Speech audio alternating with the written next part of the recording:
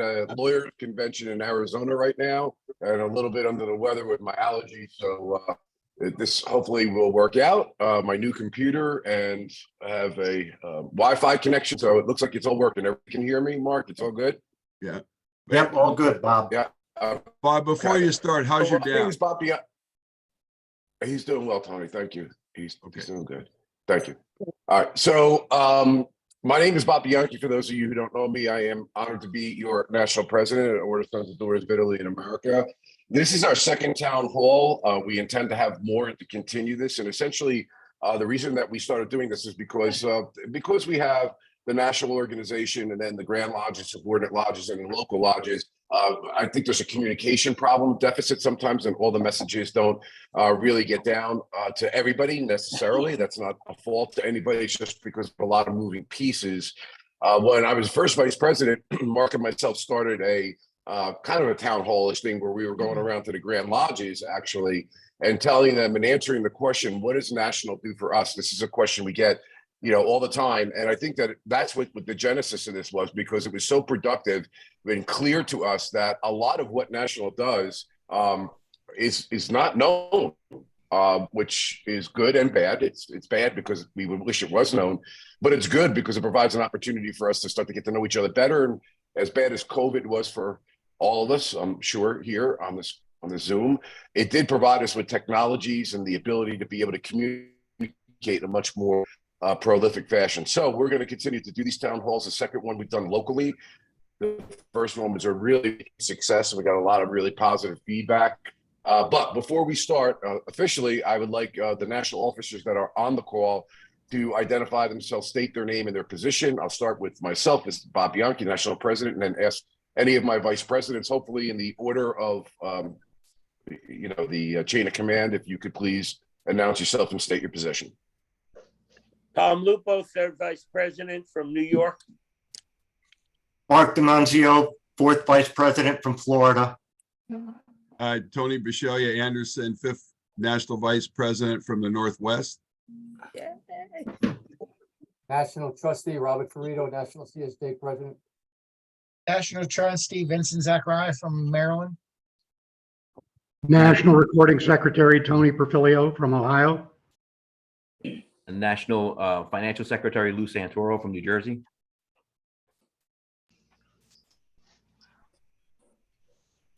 National Trustee Carolyn Cinciata from Florida. Joe Sciami, National Past President and President of the Sons of Italy Foundation. Anybody else? Anybody else? Sorry? Didn't I see Rosetta Barsdorf? National Trustee. National Rosetta. Trustee from the Northwest. Okay. Anybody other than we got Rosetta? Anybody else? Okay, great. So guys, I'm just going to give you some quick updates of what's gone on here. When I took office, we were in a little bit of a financial situation with regard to a deficit on the national side, and we need to do things differently. Membership is significantly declining. I know there's going to be some questions about that, and I'm happy to report that what I had said a year and a half ago was that we can't look at it like we're going to be able to turn it on a dime and it's just going to start skyrocketing up. There's a number of things we need to do in order to square away national and then hopefully the Grand Lodges and the local lodges to provide value to people who want to join, because I think that that's one of the bigger issues. We always know, of course, young membership is a problem. It is my deepest belief, based on a lot of the programs that we've done in the past year and a half, that we will be able to accomplish if we share some ideas with one another and do things a little bit differently. We go to the places where the younger membership is. And just, I know we're going to be talking about many of these different things, but that was one of the reasons why I always say that there's no honor in not having eyeballs on what it is that the Order of Sons and Daughters of Italy does in America.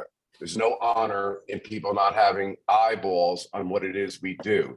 And what I mean by that is that all the local lodges, and I've gone to some of the local lodges and the people that are here, and the Grand Lodges and the National are doing some really tremendous things. The problem is we were America's best kept secret. People didn't know what it was that we were doing. So we've done so many things with regard to better business practices at the national office, reaching out to the demographics to increase membership, to retain membership. We've done surveys. We've done a lot of hard work.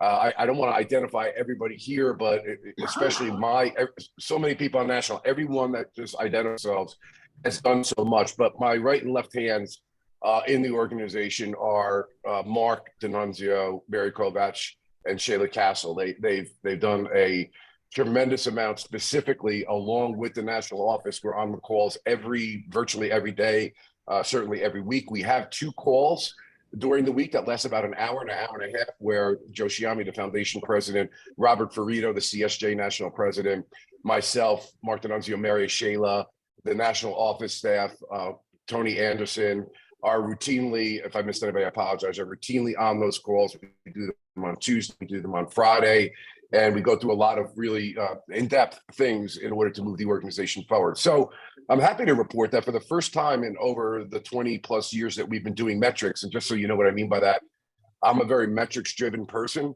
I believe that we have to have a number surrounding where we're at. We have to be realistic about what those numbers are. And then we have to make projections as to where we want to go. So we need to have real membership numbers. We have to have real dollar numbers. And then we have to look at our budgets, and we look at those membership numbers, and we have to find ways to report on moving those metrics up. And in some of the ways that we did that, and I know from some of the questions that we got prior to doing this, it's still clear to me that a lot of people don't understand what it is that National is doing from a marketing perspective. In case you don't know, we have a TV show.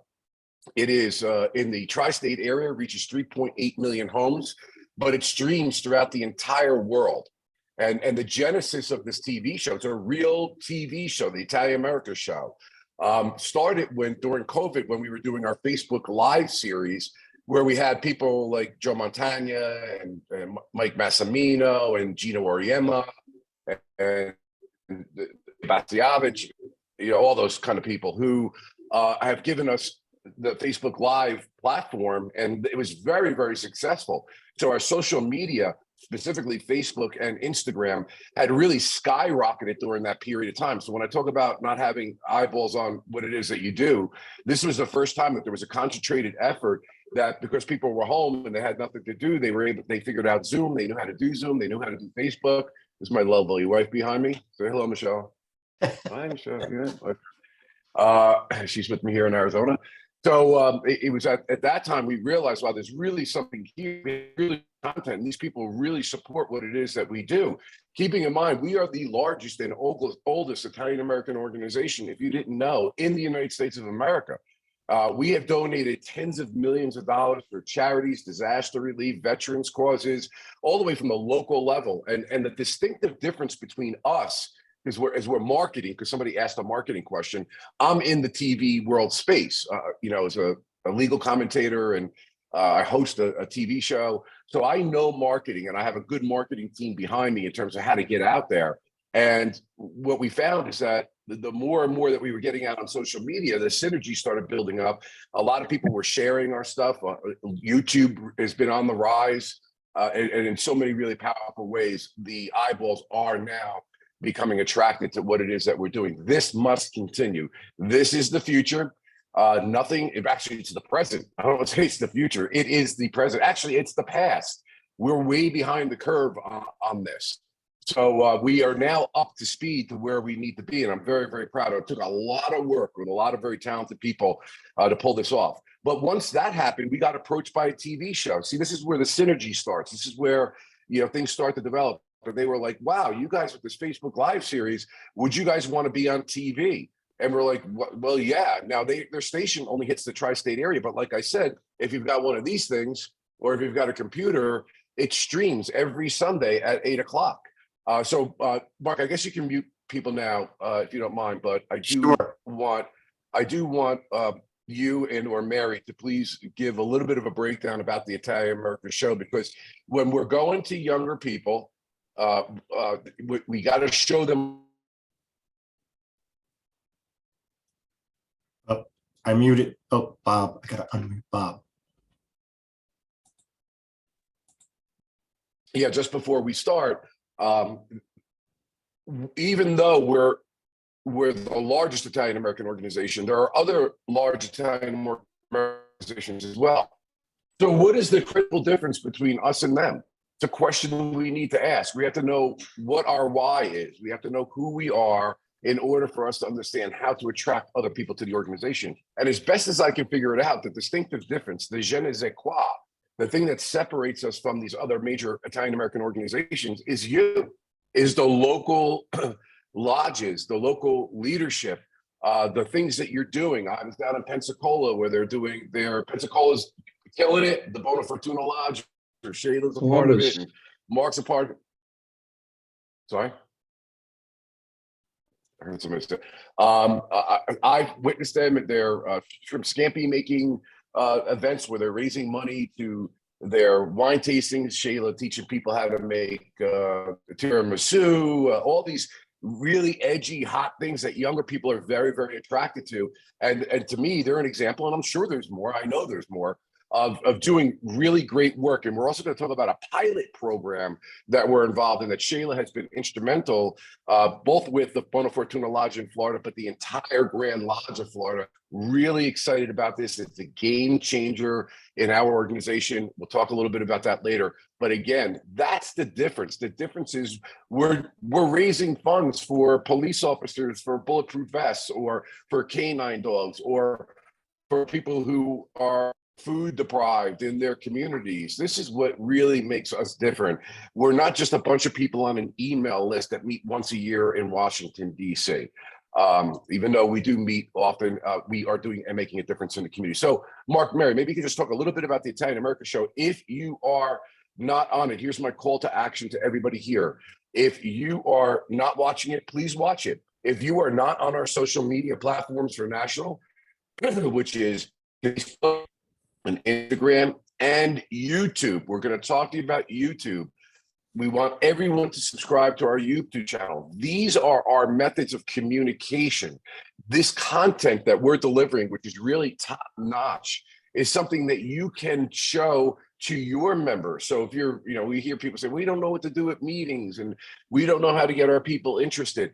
What we're trying to do at National is put it in a box with a bow on it and tie it up and hand it over to you so that you can use it as well. And also spur ideas, create a community, build our stage, build our visibility platform. This is what we're doing at National. So I kind of laugh when people say, like, what is National doing for us? And it's okay. It's all right.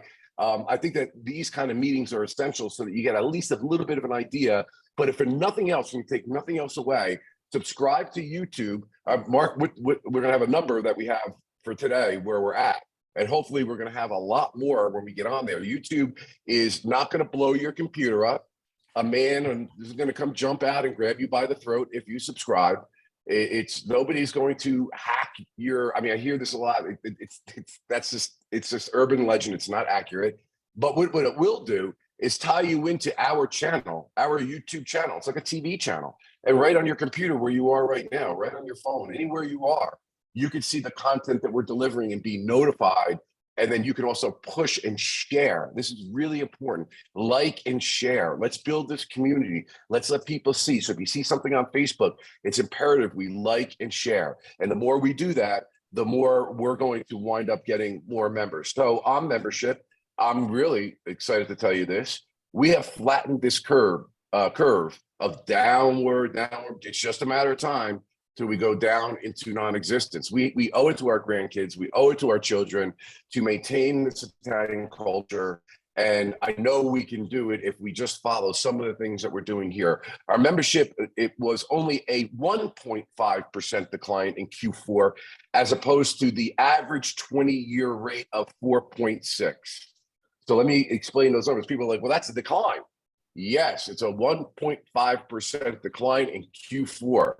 But what it also is a 3.1% less of a decline than what we've had for the last 20 years. So that decline is starting to level out. And like I said, the ship is starting to turn. And I'm confident with our help and your help and us working together, when people have eyeballs on what it is that we do, we are going to kill this. We have all of the right pieces.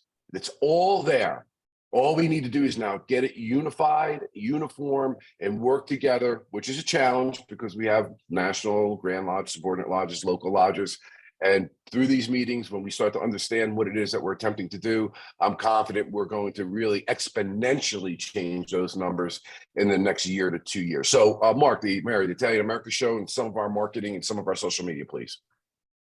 Sure. The Italian America Show, we have on Italian American personalities and do a deep dive into, what their Italian heritage, how it helped them in their career.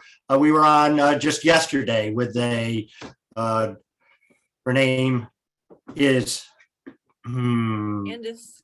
Candice Guardino, who is the star of the one-woman play Italian Bread. She's a young Italian American, and she's written and produced this one-person play, and she travels across the United States putting this show on. She was a very hospitable guest. We had a great 40-minute conversation with her, and that will be on our Italian America Show on the 23rd of April. We will be showing that.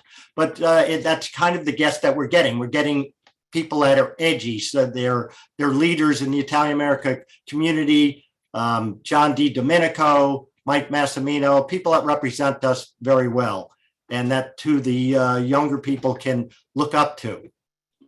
Mary? Yeah, Mark, before Mary goes, I just want to, if somebody could just cue up the commercials. Some people have asked the question, well, you're paying these guests. We're not paying these guests. Why would we pay guests? We have a platform that has over 100,000 Facebook followers. Think about that. You may not it's 100,000 people. We never even really tried to capitalize on it. Now we are. Why would we pay people? Like this was kind of a mentality that was going on for a while. We'll pay people for articles, we'll pay people for this. We have a stage.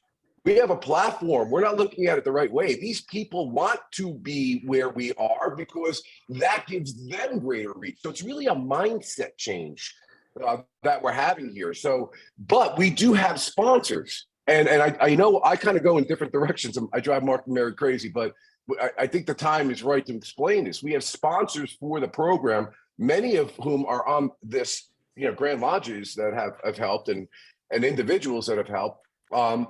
But we're also now attracting major companies like Cento and Cyber TV, and you're going to hear others. And we're now going on a new plan to hire somebody on a 1099 basis that's going to start going out to bigger companies seeking much bigger contributions, but not with a hat in our hand, not sitting there saying, would you please, we're failing. This is kind of, no, we are succeeding. We have reached to millions of people, and you should be a part of who we are. Now, when you get a company like Cento that's willing to advertise with us and do a commercial, which is just really unbelievable, and make a 3-season commitment to our Italian America Show, what happens? Well, now you have other companies who are like, well, I want to be on there. So Cento is what we call a credibility indicator. Other people see that Cento's on it and they say, well, Cento's doing it. They're a major company. We want to be a part of it. So this is the synergy that we start to create. So Mark, if you don't mind, in the Italian America Show, we have this commercial that runs, if somebody can put it up. Well, I got it. I got it here. Give me a second. So while he's saying that, We'll show all the sponsors, and then I'll show the Cento commercial. So it's on at 8 p.m. Eastern. You can watch it live on TV, or as Bob mentioned, if you go to our website, osdia.org, you can click on the link and it will take you there, and you'll be able to live stream the show at 8 p.m.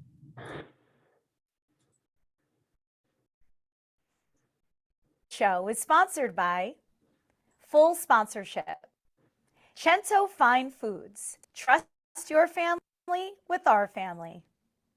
The Bianchi Law Group. Dr. K, the Management Professor. The authors of the #1 international best-selling cookbook, Don't Cut the Basil. Dr. Mark D'Annunzio, National 4th Vice President, Order Sons and Daughters of Italy in America. The Grand Lodge Too much of New cursor York. movement. the Grand Lodge of Ohio, the Grand Lodge of Virginia, the Grand Lodge of Maryland, the Grand Lodge of the Northwest, representing Oregon and Washington. Long Shot Productions, get back in the game.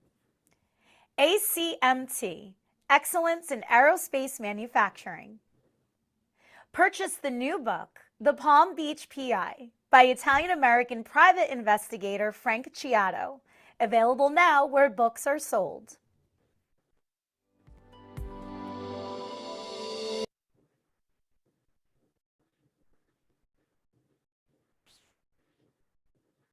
What's happening, Mark? He's showing the Cento commercial. Secret to my okay. famous margarita pizza: fresh basil, fresh mozzarella, and Cento. People ask my wife, what's the secret to your bolognese? A little of this, a pinch of that, and Cento. Grandma passed on 2 family secrets: saute, don't fry, and always cook with Cento. It's no secret that the best tasting dishes use Cento, San Marzano tomatoes imported from Italy, with nothing added, just authentic flavor for authentic Italian cooking. Cento, trust your family with our family.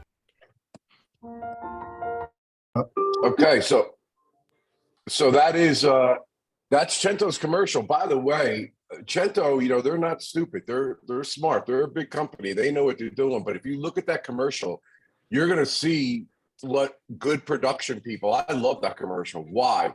It identifies something uniquely Italian, our food. We're you know, everyone knows the food. Everyone loves the food. No one can deny the food, okay? But you also notice they got 3 generations of people in that commercial. They got the grandmother, they got the parents, the parent, and then they, right at the end, what do? They bring that little kid, always cook with Cento. It gives me goosebumps when I think about it. That is what we are. This is who we are. This is what we should be doing. These commercials run. We also do spots on CSJ, spots for the foundation, and educate people as to who we are. So that Mark is the one who got Cento as a sponsor, and now other companies are looking to come on board. Awesome stuff. Mary? No, I was just going to piggyback on what Mark said. So we have part 2 of the Rocco DiSpirito episode this Sunday at 8 p.m. Following that, we've got a great lineup of more Italian-American celebrities, and then we're bringing some new onto the list as well. So Candace Gordino is who we interviewed yesterday. It'll be live, or it'll be shown on April 23rd. And then from there, I think we're going to go right up to the Nila. So mark your calendars. If you're interested in getting sponsorship, you can do so on our website or contact Justin, national office at OSDIA.org, and we'll make sure to get you on. Now, part of the show also is a piece that we call This Is Us. And what we have been asking Grand Lodges and local lodges to do is to, when you're doing these great events, and Bona Fortuna, again, I guess I'm going to be spotlighting them. They're always doing it. All they need is this thing. Anybody got one of these or know somebody that's got one of these things? It's a phone, and it's got a camera on it. All you got to do is take a picture of a couple of pictures of what it is that you're doing locally. And we will have our production team put together what we call a sizzle reel, a minute or 2 minutes, to give us some information about what the event was, give us some quality pictures. I mean, not blurry or whatever. So if you can't do it, get somebody to do it for you. And again, we want to put eyeballs on it. We're going to produce something for you that we're going to spotlight on the national stage with all those hundreds of thousands and millions of people that see it. But we're also going to give it back to you so that you can use it in your local context, whether it's your social media or you just want to show it at a lodge meeting. So we're willing to produce it. And when I say This Is Us, we're trying to show around the country all the great events that are happening and what you're doing, so that those eyeballs, no honor in not having Emily, she looked more. Mark, maybe you can mute again, please.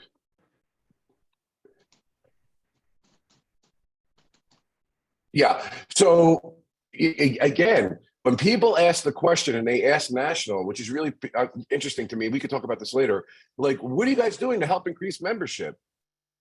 We're in Washington, D.C. I'm in New Jersey. We don't have the ability to increase membership locally. You do. You know the people, you know the community. But I think that if we can help you put a production and a piece together and profile you and get you out into social media, that's where your 40, 50, 60-year-olds, certainly your 20s, your 30s, that's where they are. That's where they're getting their news. That's where they're getting their information. I know there's some pushback with respect to this, but some people, not a lot, a few. It's gotten a lot less since people started to learn how to use Zoom and Facebook. But listen, I'm not saying don't do what you've typically done before. If it's like advertising in a newspaper or a snail mail or whatever, you can do those things.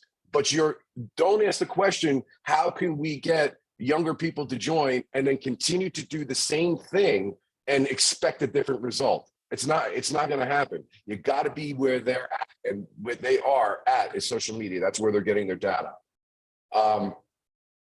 It's my hope also that we can get to a point where the national organization is doing so well in a financial space, and maybe Shayla and Mark, you can talk a little bit about where we were and where we are in a minute, is that we can start lessening the per capita burden on the local lodges.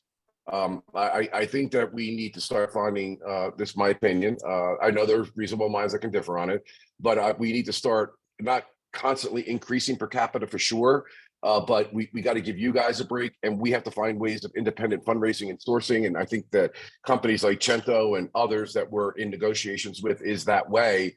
And hopefully that will alleviate some of the financial stress and burden on you guys. But irrespective of that, that'll eliminate maybe some dollars you have to give, but that's not going to increase membership. What we're talking about right now are ways to increase the membership. Mary, anything, Shayla, on the finances? Shayla, you're on mute. I don't know. Okay. Thank you. Let's see. So we started out with expecting a large deficit for your presidency, Bob, but at your suggestion, the Budget Audit Finance Committee, co-chaired by Lou Santoro, our financial secretary, did a full vendor review, and we have found so many places for cost savings. As you asked us to, and we reviewed it and found many, many places for cost savings, but not quality. We didn't have to compromise on quality. So the order is in a much healthier financial position now because of that vendor review of the Budget Audit Finance Committee. And if I can add, that money that we're saving is being reinvested in these programs to help the grand and local lodges. Exactly. And on that note, that's a great segue. So talking about making a financial investment in the grand and local lodges is a thing that we've been trying to do for a year and a half. And by the way, the vendor review, what Shayla did using her accounting skills as an accountant herself and going through and with Lou and Tom Lupo and so many people here, myself included, in finding ways to save the money and not decrease quality. In fact, I think we've increased the quality based on what we've done. We're more efficient. I know Shayla's put hundreds, and I'm saying that literally hundreds of hours of her time, volunteered her time to get us into the place where we are right now.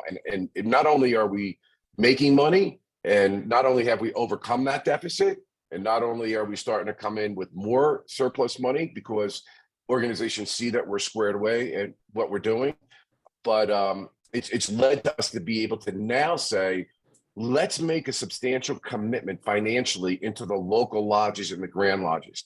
And so for the last year and a half, literally, we have been doing something, it's novel, but first off, let me thank every grand lodge here that it got launched at the plenary, which was back in February. We had a great plenary session in Charleston, South Carolina.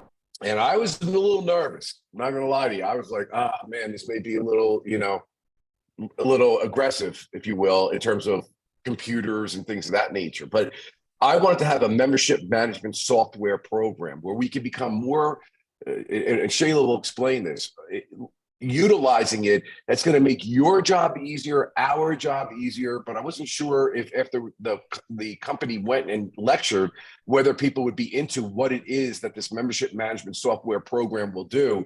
But shockingly, I was surprised. There was a tremendous response to it after they heard what it could do.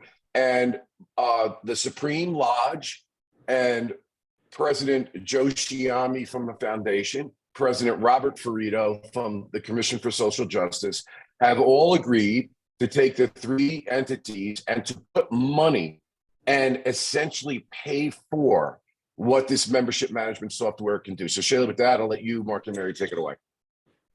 Sounds great. I'll share screen.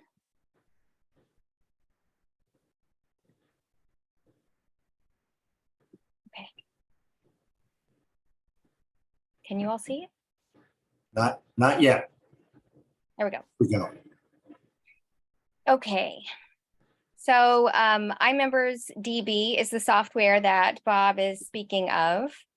And let's see, first, just Bob's already mentioned who I am, but I wanted to be able to say that that the so I'm sorry, something going on with my computer.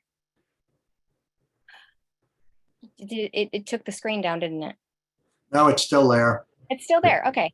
Part of it is blocked, but we can see the majority of the slide. Thank you, Mark. Thank you, Mark. Okay, so what I'm about to tell you about is a result, finding this software is my own experience with OSDIA.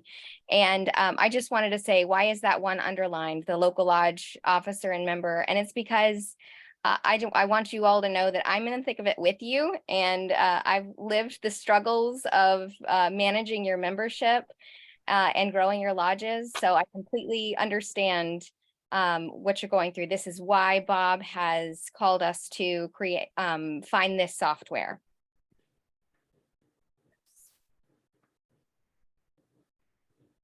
Okay, so my first question is, do any of you have any of these difficulties? Do you have trouble finding a list of lodge events? If you're in leadership in your lodge, do you have multiple member lists, like maybe a birthday list and a list of all your members, and then a list to email out all of your members? Or you're having trouble with tracking all of these lists? Is it time consuming to keep up with events and who's coming to events? This software is going to solve all of these problems and more if it's fully used in your lodge. Let's see, here's the benefits from a member's perspective. You're going to be able to keep up with your lodge calendar. You're going to be able to go in and update your own information. Like if you move, you don't have to get in touch with someone at your local lodge. You can update it yourself if you want, and they'll get notified. You'll be able to, if the lodge uses the event module that's included, you'll be able to RSVP and register for events.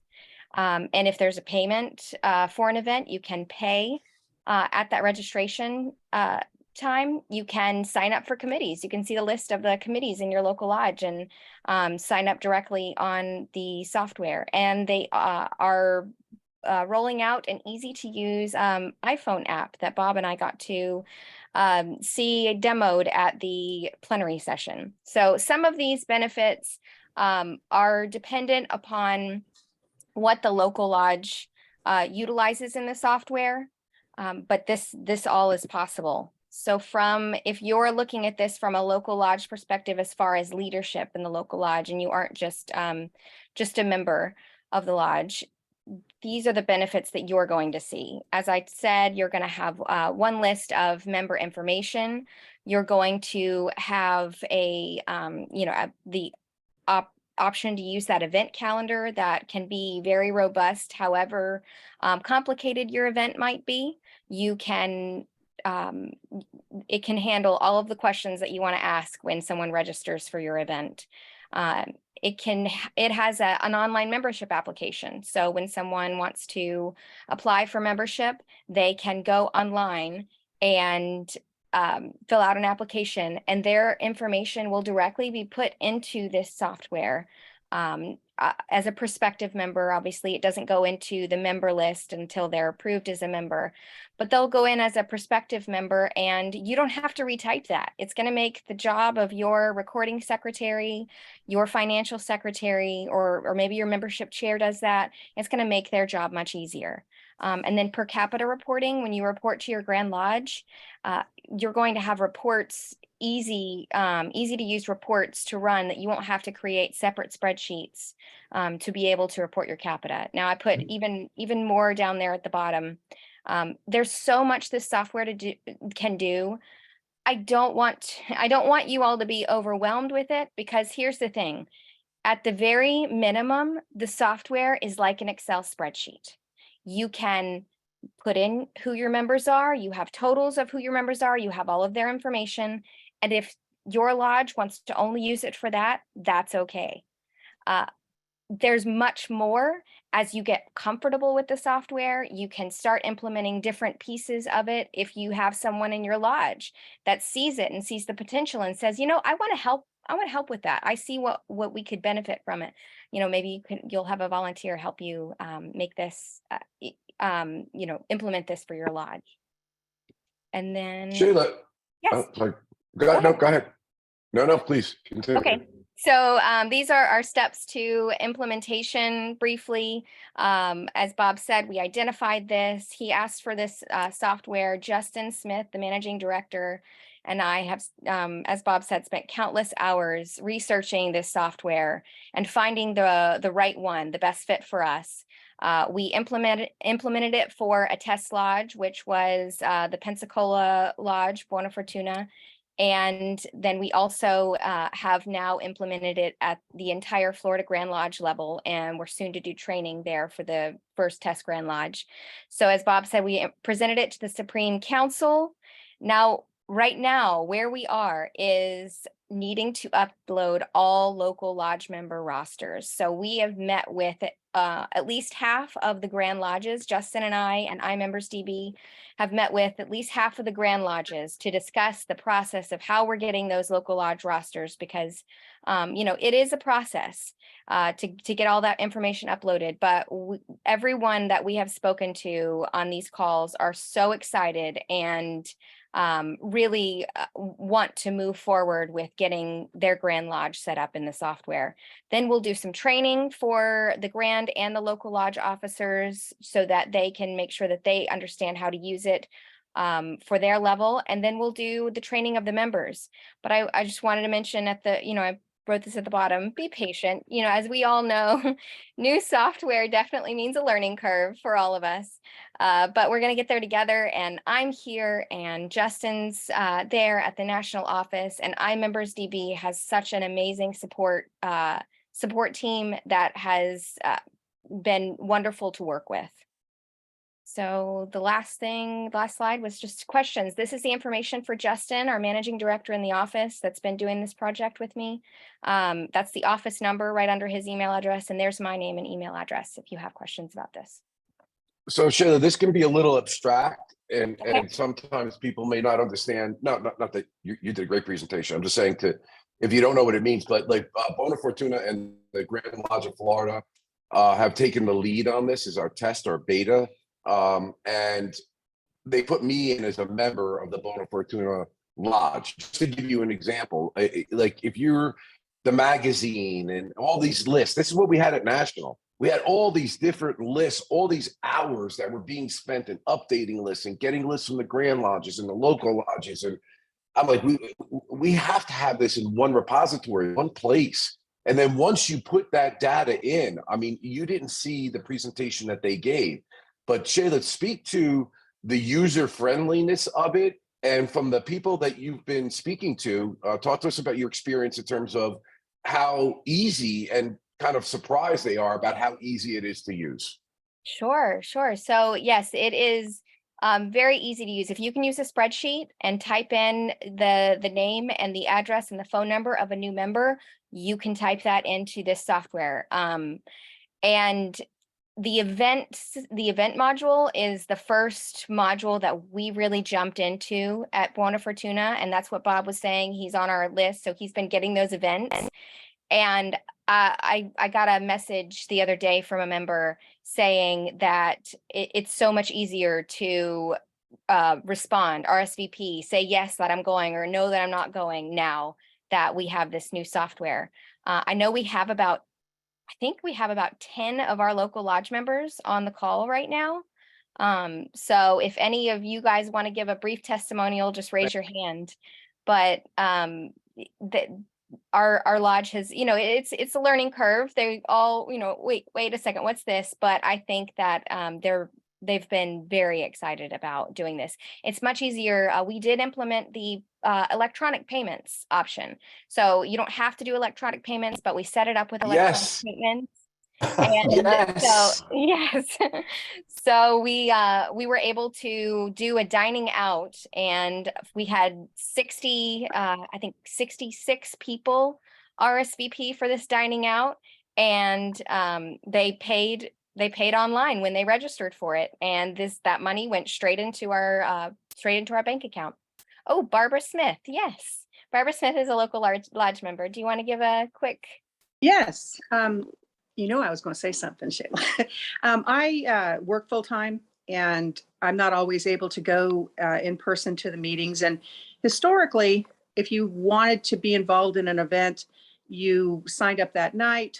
They contacted the people that were on the list, and the event went on. I do participate by Zoom, but you always feel a little disconnected. So now, with the way everything's set up, I can be just as involved as if I was there.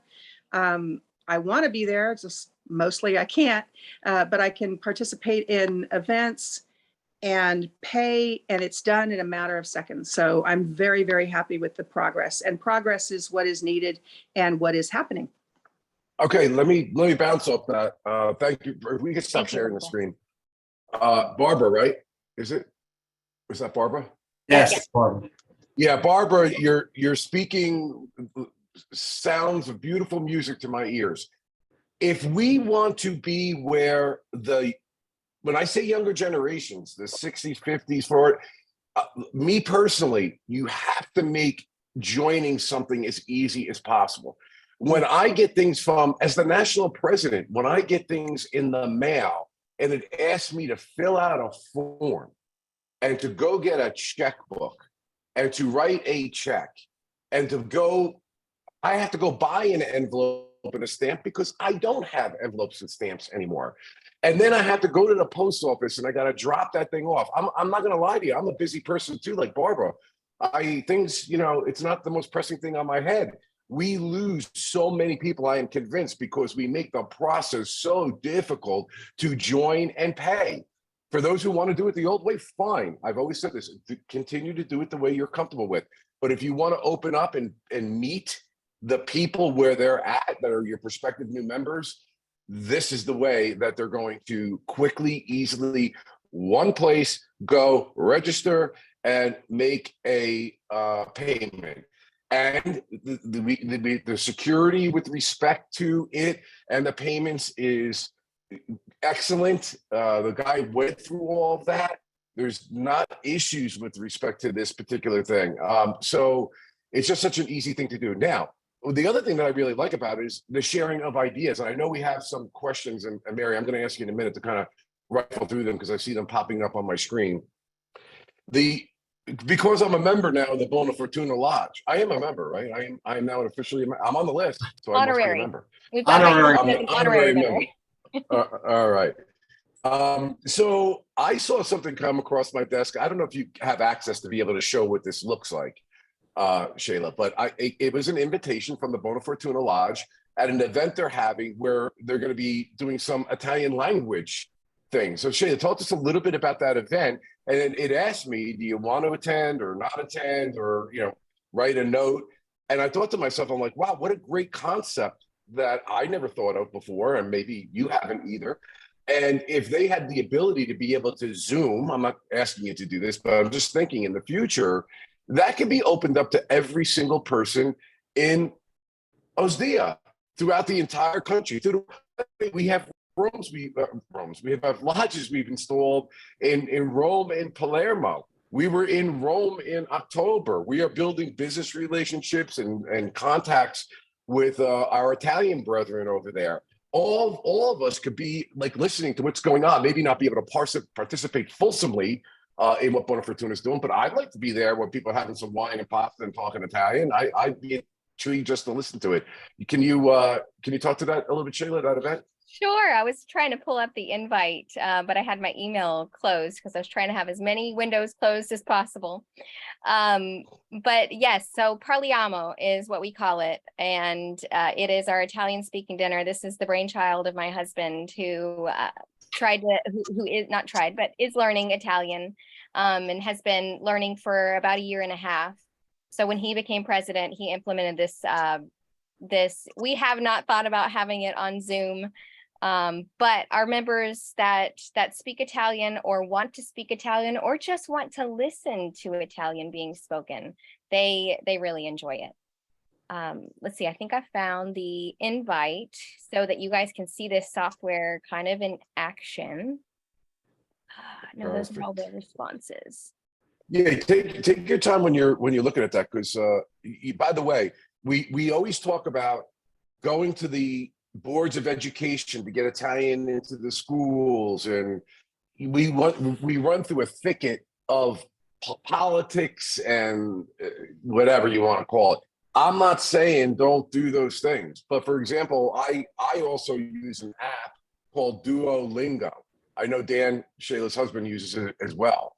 It is and I translate. These are the two things that I use, and we are now in the process of reaching out to Duolingo to see if we can build a relationship with them where they help sponsor Sons and Daughters of Italy in America, and that maybe there's a discount for those who want. It is the most unbelievably intuitive app I've ever seen in my life. It's fun.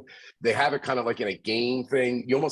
I can understand why these kids get caught up in these game. I don't do the game thing, but you're being challenged. You're given rewards.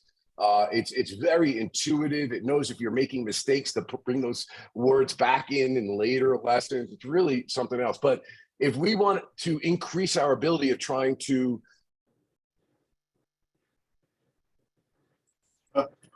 Frozen. While we're waiting for Bob, Shayla, can you talk to the last question in the chat? Will local chapters be able to send electronic payments to our per capita to Grand Lodges also? That's a very good question. And that would be based on whether the Grand Lodge has signed up for electronic payments. Shayla, can you address, we continually get questions about security, and I think that Patrick on the call the other night answered it very well, but could you reiterate that, the levels of security and how that works? Sure, there are a couple things about security. So one, there's security as far as how secure our data is. Our data is on the cloud. We've had a couple people ask questions about what if this officer has a virus on their computer? That's not going to affect the software, because the software is housed on the cloud with iMembers DB. And then they have multiple firewalls. And then the security, as far as the security of members being able to see other members' information, that there is a 9-level security list of, one is all local lodge members. And then it goes up from there. If you're an officer in a lodge, you might be a 2 or a 3. If you're in the Grand Lodge, you might be, a 5 or a 6. But all of that is customizable. So if your lodge functions a little differently than another lodge, we can customize that and make sure that only the right people are seeing the information for each member. And I do also see it popping up in the chat, and I think I see you responding too, Mary, but I want to go ahead and say it verbally. The result of the vendor review, all of the cost savings that we had at the Supreme level and at the national level are being turned around and invested in the local lodges. This means this software is the cost is covered by the by the Supreme Lodge, by the Sons of Italy Foundation, and by Commission for Social Justice. they're partnering together to pay for the software for all local lodges across the country. Is he back yet? Did Bob leave? I think he left. We can go to Patricia Russo. I know you've had your hand up for a while. My dear mother-in-law. Hi, Patty. Oh, you're on mute. Hello. Hello. I really didn't have a question, but I was going to answer the security question that I saw Mary put up on the chat, and you answered it very well. I think this particular software is extremely secure, and I don't think that anyone needs to be concerned about that. There's too many levels to be set up, so it's extremely secure. So that's all I wanted to say. Thank you, Patty. And the reason that Patty is able also to talk about this software, I didn't mention this. So this software is the sister software to Rotary International software. So Rotary it's used all International over. uses, I'm sorry? It's international, which it's extremely secure. Yes. Okay. Yes. So Rotary International's software is called DACDB. iMembers DB is the sister company of Rotary. That's actually how we found the software, because we demoed at least 10, 12 softwares to be able to find this one. And that's how we found them. We brainstormed, okay, what other organization has a tiered structure like ours? And that's why we went with this one. I have the Mary, Mark. I don't know if you guys want to answer more questions or if you wanted me to pull up the Parliamo. Let's answer the question. Let's answer the questions. Go ahead, Tony. Thank you, Mark. Thank you, Mark. The other question that we keep being asked, even though we've given this answer the last 4 years, people are concerned, are we going to sell the information that we're giving them, all their contact information and so forth? It's been sent out in writing by the national president to all the Grand Lodge presidents. The Grand Lodge presidents were asked to send it out to the local lodge presidents and membership that no, your information is not going to be given, sold to anyone. This is only for our internal use, only for the Order Sons and Daughters of Italy in America. And along with the security, then I think by hearing that, knowing that, that should alleviate that question. But thank you, Shayla, for giving a great answer on the security. Appreciate it very much. Guys, I apologize.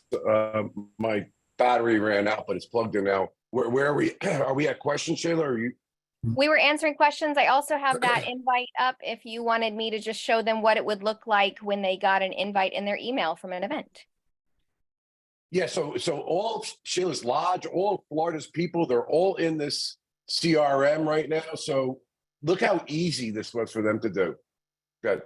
Okay, so here is the email that was sent out to our members with the little graphic here saying, hi, we invite you to register for our dinner Parliamo, limited to the first 12. Register now, or you can send your regret, which I got your regret, Bob, asking about the Zoom. But it's as simple as clicking register now. I've already registered, so let's see, modify my registration so you can see what it looks like in here. And it's as simple as this. You can add so many more questions in here, but I just said, one attendance, proceed, confirm, and I'm confirmed for the event. We can't see that step. We are stuck on Parliamo. Oh, I'm sorry. That's okay. But I have a question. Is there a wait list? Because I saw that was registered the first 12. That's a good question. I don't know. I don't know if the software is able to do that. I'm getting into this with everyone, but I imagine there probably is a capability for that. Be a good feature. It would be a good feature. Mary, do you have a question? Good. Hi, I'm Mary DiMatteo Sangling from Bellevue, Washington, president. I'm sorry, I work in the technology field, and so the security is just really paramount in my mind. And I know I don't want to beat a dead horse, but so basically the National Lodge is renting this program from a third party. And so we're depending upon the security with that third party.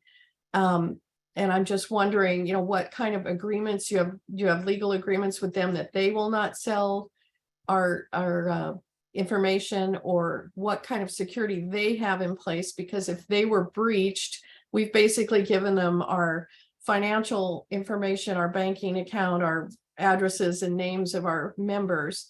And that's what I need to be reassured about, because I know members are going to ask about that. And I know from being in technology that unfortunately breaches occur. So, yeah, they have the highest, go ahead. First of all, they have the highest level. He went through all that. I can't technically go through with you the multiple areas that he spoke of. There is no, by the way, it's not, when you say banking information, your credit, anytime you use the internet, no matter how great your security is, there is a possibility that it can be breached. There's no doubt about that. But obviously you don't pay for it if there's a breach. You're advised that there's a breach. But look, there's two choices here.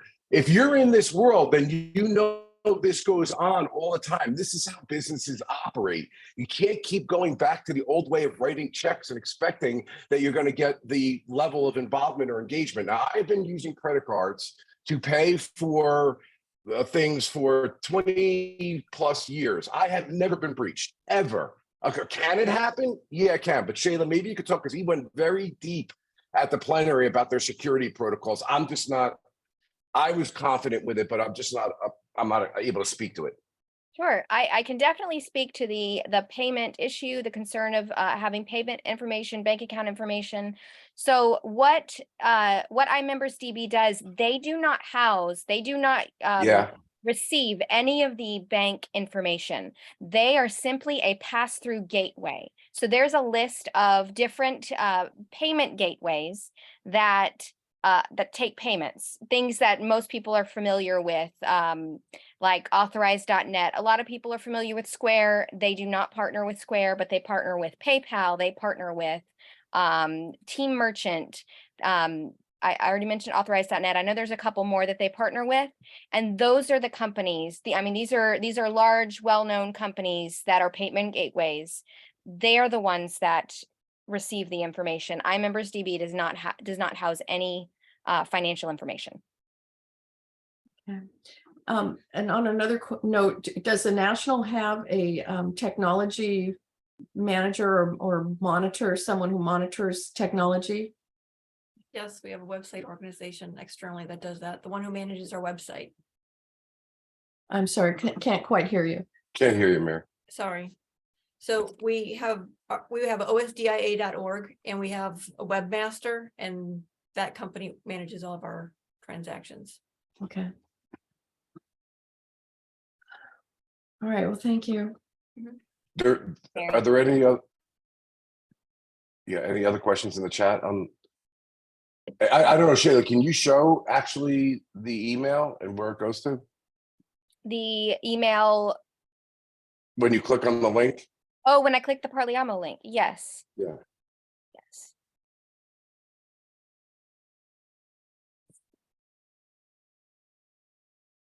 Okay, let me go back. Mary, there's other questions too. Just take a look on them when this is going on so we can answer those. Okay, So so it's- this. Go ahead. Sorry. When I clicked the register link, this is what popped up. I'm already registered, so it says modify my registration, but I can go in here and it will look exactly as if I'm registering for the first time. It automatically pulls in my name. This is one of I think the really beautiful things of this software and registration is that when you send the email from within the software, it's called P-mail, personalized mail.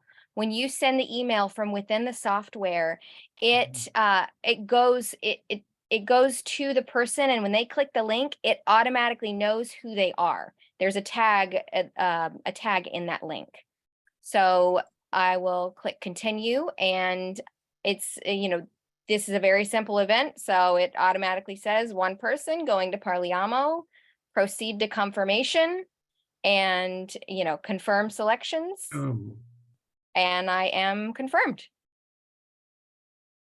for Parliamo. It's as simple as that. So if I go on the back side of the software as a local lodge member, I mean, not as a local lodge officer, I can go to this event. Hang on, let me manage it. So if I'm going to go to a list, this is our event list.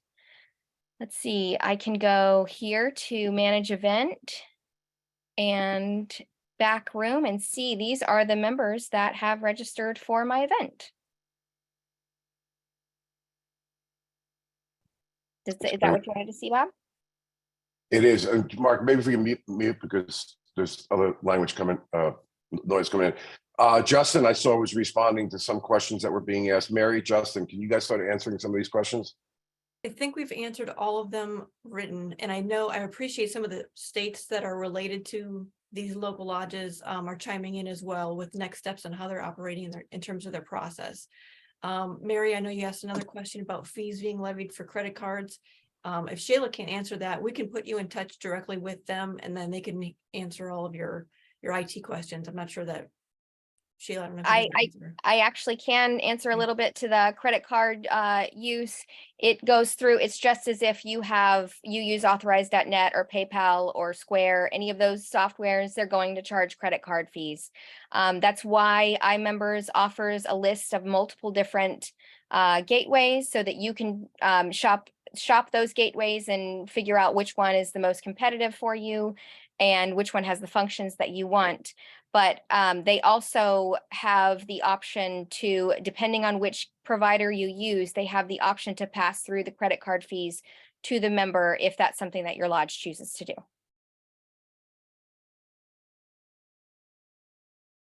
Are there any other questions that were not answered in the chat that you still have outstanding?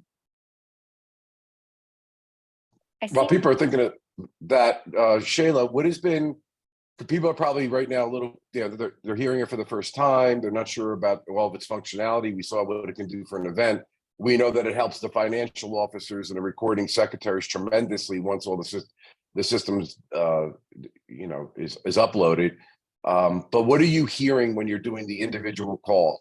What has been the reception for people who aren't as tech savvy? How's that going? Give us a snapshot of how we're doing.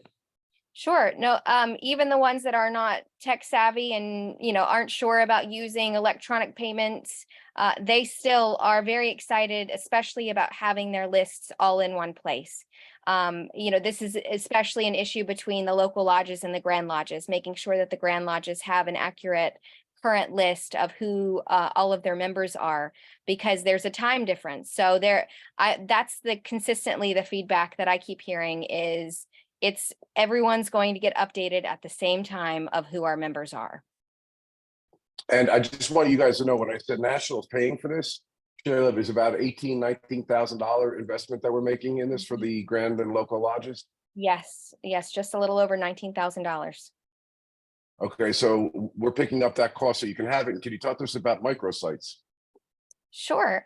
So we're working with iMembers DB has a program, a module called Easy Website that we are working with you're going to talk about the Grand Lodges, right, Bob? Yeah.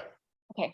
So at the convention or at the plenary session, Bob announced that the national level is going to fund the cost for Grand Lodges to have a website to match OSDIA's new website that has been developed and released. And so we're working with the company now to negotiate those 17 websites, which is very exciting because I know there are a lot of Grand Lodges that want a new website or maybe don't have a website that the national office is paying for. And now these websites, they can integrate into this iMembers DB software. So there are things called plugins, which pretty much means that the software that you already are going to have information in will talk to your website. So say officers change, elections are coming up, officers are going to change. The iMembers DB has a place that, you know, since you have all your members in there, you can say, okay, this person's president, this person's trustee, this person's recording secretary. So it gives you a list of your officers in there. Well, you can link that to your website, so it will automatically update your website. So you won't have to worry about going in to make changes as often, and a website and information won't become stale. Yeah, this is something that we noticed that, you know, again, attracting that generation of people that go to websites. We can't have, like, the last thing that's on the website is from 2019. The officers on some of the Grand Lodge websites hadn't been updated 2 years later. So this gives you an opportunity for fresh, current data to constantly be changing, whether we're doing it or whether you want to do it. It just gives you an opportunity to really have a great, healthy, updated, sleek looking website that you don't have to really be monitoring. So, you know, sometimes they create a website and then they let it go. And then 6 years later, like, we need a new website. You won't have to be doing that. Before we go any further, I'm curious, could people who are Grand Lodge presidents or subordinate presidents please identify yourself, introduce yourself to us? Yeah, guys, unmute yourself and say hi. I see John Bonaventura, and just go ahead and. Diane from New Jersey. Santoro. Don President of Jacksonville. Don Samarelli, subordinate lodge president in the Raleigh, North Carolina area. John Bonaventura, Rhode Island, Grand Lodge. Ed Linda Catania, Banana Lodge, Boca Raton, Florida. Mary Louise Smith. Oh, go ahead. Mary Louise Smith, Giuseppe Verdi Lodge, Mechanicsville, Virginia. Dave Corsi, Grand Lodge of Ohio. Barbara Wisniewski, Grand Lodge of California. Tony Cianciata, Grand Lodge of Florida. Diane Linda Santoro, Buccini New Anderson. Jersey. Linda Buccini Anderson, Grand Lodge President, Northwest.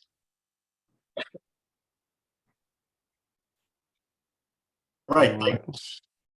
I think that's, Bob wanted to hear from the Grand Lodge presidents, unless I'm mistaken. Yes. Okay, so any more questions, Mary? I see things going back and forth. I just can't read them. I know Maria's had her hand up for some time. Were you muted when you said that? Are you muted? Okay, Maria? Are you muted? Are you Okay. hello everyone? Are you referring to me, this Maria from Sicily? Yes. You had your Well, hand I have a double name, so sometimes I make a mistake understanding who's calling who, because in the States you have a hard time having double names. Actually, I'm here representing Tiberio. I don't know if he's here. We are from the new lodge in Sicily, from Palermo. So we don't really have any questions, actually, because we're just starting now and it's a new thing for us. Everything is new to us. And he just asked me to speak on his behalf, saying hello to everyone, and end of the story. That's it, actually. Okay, well, thank you for joining. Okay, welcome. We're so excited to have you guys on board with us, and we had a great time with Tiberio and the crew when we were in Rome. So thank you for. Well, for I being think a visit to Sicily is a must, and it would be the best way to parliamo in Italian, no? I think that's the best way to practice your Italian. Absolutely, absolutely. Anybody else from Thank Italy you. here? Sure, thank you. Okay, all right. Let's move on to Joe Shiami and the crew with the. Oh wait, I'm sorry. Before we do that, Justin, I know that you were answering some questions. Do you have anything you want to add to the membership program and your thoughts? Justin is out at the national office, our director down there. No, I think you guys have all kind of summed it up pretty well. I think, there's going to be a lot of questions throughout. So please, feel free to shoot Shayla or myself or our national office an email, and we'll get back to you. We understand it's, it's like a syllabus day in college or in high school. That first day, you look at everything and it's overwhelming, but we'll do it piece by piece. And it will not seem as daunting, and we'll get through it. It's, if anything, it's exciting. And I hope that is what we, get across to you guys, that this a game changer. I know that Bob had mentioned that we're probably behind the times with it, but we're catching up and we'll get there, and this will bring us there. So thanks everyone for joining. Sorry, I'm on baby duty, so I can't be on screen at the moment, but it's nice to see a lot of familiar faces. Very great job, Justin. Really doing a great job down there in Nashville. He's involved in all. I'll get you in a second, Tony. All of the programs. So I agree with you. It's a game changer, and we're just going to take it step by step. And I think people will see what I've been very, very empowered by the meetings that are being had, and not only the enthusiasm, but how quickly people are picking up, because the program is really very intuitive. It's very user friendly. So thanks, Justin, for all. Tony Perfilio, National Recording Secretary. President Bob, I just wanted to take a minute before you get off of Supreme and on to the foundation and CSJ to remind everybody about the bylaw package that went out to all of the Grand Lodge presidents and all of the rest of the Supreme Council. This is a very, very important project. Please give it your attention. We've asked for comments to come back by May 20th. And I would ask you to please spend the amount of time that's necessary to do a credible job on that. Thank you very much. Thank you, and thank you for the time you put in. I see there's other hands up here, but just let me, I actually skipped something. Linda, did you want to say something? Yes, I just want to say that I've been in a couple of discussions regarding this IA membership, and I am more than excited. And I really feel this offers a lot to all the local lodges, and it's going to be a great resource. And what I like is that it can be at any level. So if you're not really great about any of this, whoever's overseeing it, that's fine. But it really offers so many things that every member can benefit from. So I really appreciate that. So thank you for bringing it forward. Thank you. I appreciate it. Yeah. Like these guys are all saying, I know everybody's skill set's not going to be the same. You don't have to be a computer genius. These guys are really work with people, the company, Right. they've been phenomenal. So they'll take you where you need to go. Thank you for that. Vera, did you have something you want to say? Yes, thank you, President Bob. Hi, everybody. I'm Vera DeChano Thornton. I am Eldora and Tony's niece. I live in Cleveland, Ohio, and we are restarting our Cleveland Lodge. Everybody has a cousin in Cleveland, so please let us know if they need to be connected to our new lodge called Guardiani Italiani di Cleveland. That's all I have to say, and I think a town hall is a great means to get the word out there that we're coming back. Absolutely. Thank you, Vera. And we're going to have a time at the end of this for everybody to make those kind of comments. To Vera, I can't agree with you more. We are coming back, and we've got all the pieces there. And with support like you guys and hopefully support with us, we're working together. We support you, you support us. And I'm really, really confident about where we're going. Thanks to the help of all these guys for the past year and a half. Thank you, Vera. But Joe, I'm sorry, I skipped part 5. Mary Kovach on partnerships that we've done. And I know that we have a couple listed there, or just a few, but I'd like to talk a little bit more about how this is us, how we're getting eyeballs on us with the multiple things that we've done for the past year and a half, including the stuff that's there in bullet point number 5, Mary Kovach, Dr. Mary Kovach. Sure. So real quick, hopefully everyone saw the commercial on St. Joseph's Day. We did a partnership with Hardcore Italians. So about a year ago, our president and a number of us were watching a Hardcore Italians videos on Instagram, and it was funny and it was relatable. I think Bob asked us to reach out. Next thing you know, we had their CEO on our TV show. He was ecstatic about the opportunity and said, you know what, I was partnering with a nonprofit in Chicago, and since the pandemic, they haven't done a St. Joseph's table. Do you guys do anything that I could donate towards and help fund? And long story short, we partnered with them on a t-shirt initiative. If you buy a t-shirt, we the Sons of Italy Foundation received $5 back, and we raised $1,500. And they funded the exhibit that we held on the Garibaldi Museum, our Sons of Italy Museum on Staten Island.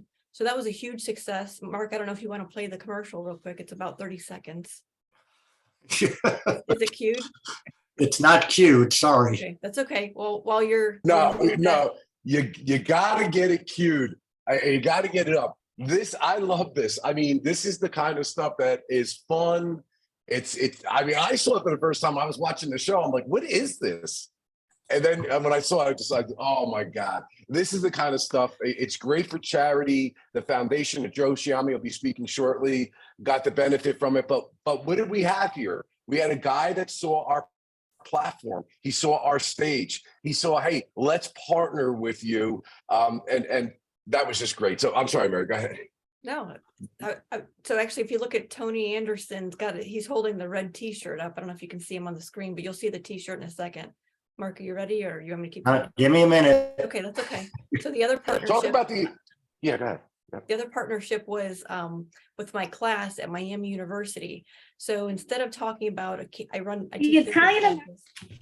And in the business class, I think it's nice. It's nice to have, but it's non-value added. If you talk about a candy bar all semester, you talk about the price points, the marketing, the business dynamics, the financials, etc. So I'd rather partner with a nonprofit and then from there fund an actual project so the students have something tangible that they can put on their resumes. And so what my class did, they were charged with raising and holding their own fundraiser.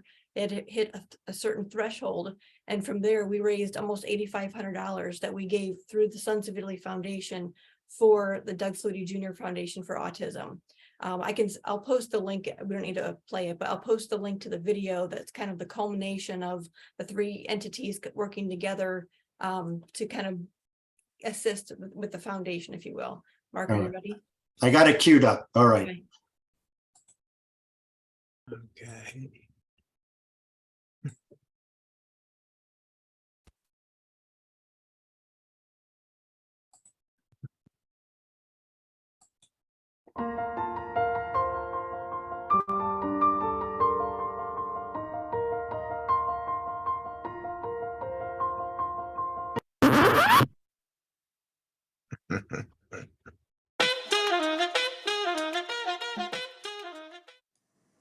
The Sons of Italy Foundation and Hardcore Italians are partnering for a fundraiser. Hardcore Italians is donating $5 for every St. Joseph's Day t-shirt sold to SIF. Funds will be used for the St. Joseph's Day Altar exhibit at the Sons of Italy Museum on Staten Island. For more details, scan the QR code on the bottom right.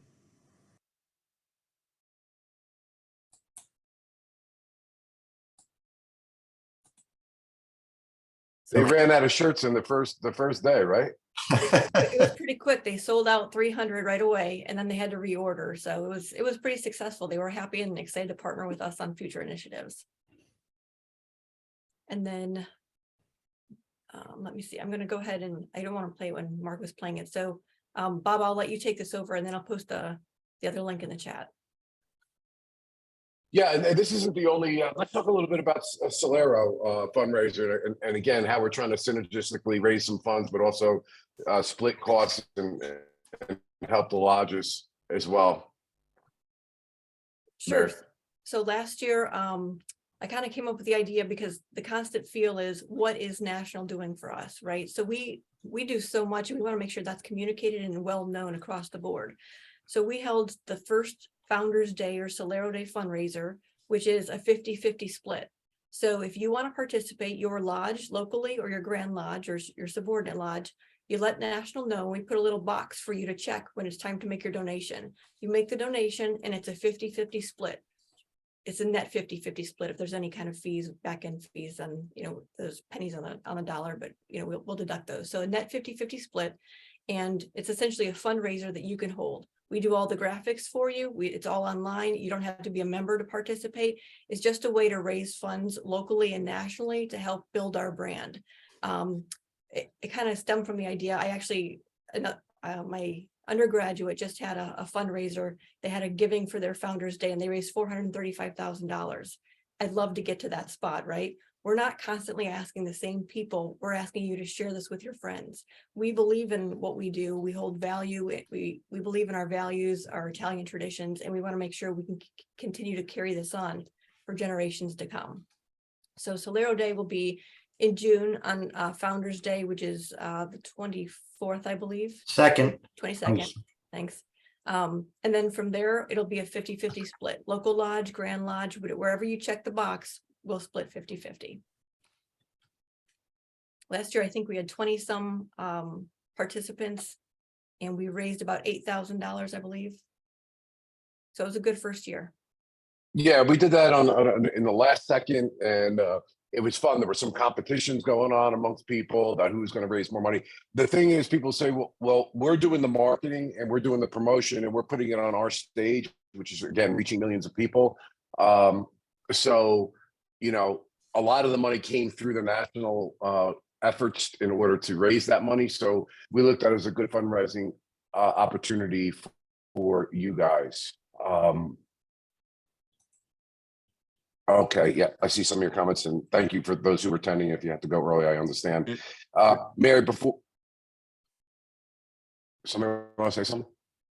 I just wanted to say, Bob, Mary, they can go on our national website and make that donation right online, can't they? Yeah, everything will be funded through our website, so they don't have to set up anything. There's no technology that needs to be involved. It's all, we'll send a check. They don't have to give us banking information. Yeah, and again, this is just an example. I'm really mentioning it more not as a fundraiser here, but you know, to try to show different kind of things that we're doing to get out there into the public and raise money along the way. Can somebody show YouTube real quick before we get to Joe? And I'm going to ask, just by raising a hand, you can keep your hands up. How many are of you, and it's not a problem if you're not, are subscribed to our YouTube channel? You just raise your hand. Let's see, just keep them up there for a minute because I got to go through some screens here.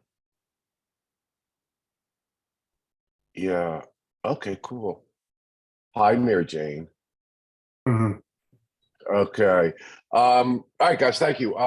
Can you, Carmelo, how you doing from Rome? I was just thinking, I saw Mary Jane. Let me just segue here real quick. I'm glad I went through the screen so I get to see who's there. And Carmelo has his hand up. I'll have Carmelo speak in a second. So Carmelo Catulli is our guy. He's our Italy guy. And he started the Rome Lodge. And I called him up over the summer. I probably gave him, Mark, and Mary a heart attack. And I said, listen, we're going to Italy. Set it up, make it happen, make it spectacular. I want to talk a little bit about that Rome trip because we are going to be doing another trip. And I'm glad Mary Jane was right next to Carmelo. It was prescient for that to happen. I did not know Mary Jane at all. She signed up to come on the trip. And I remember sitting down with her for the first time. We were at Pepe's, I believe, or that's my first memory of it. And we were having, that was our meeting place. If anybody got lost or anybody wanted to find somebody in the group, go to Pepe's. It was by the hotel. I'm telling you guys, I had one of the greatest times of my life there. So I called Carmelo. I'm like, Carmelo, make it happen. Everybody's like, it's still not enough time.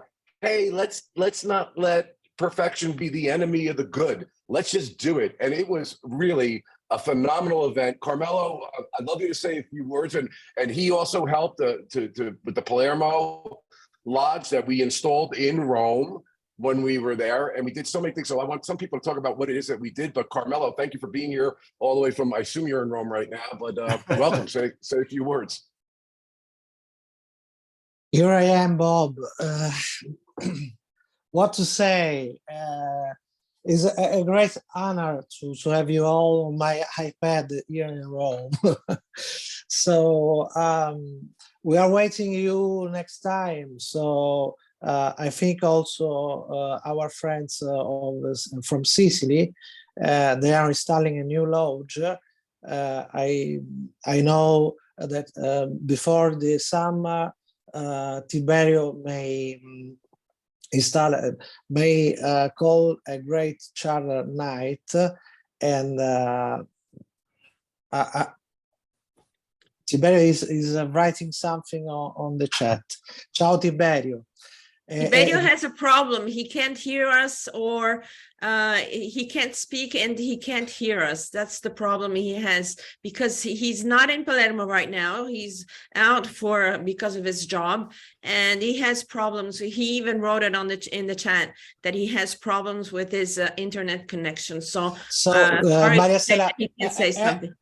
as the speaker of the Palermo's Lodge, are you able to tell us when will be held the Chatham Night?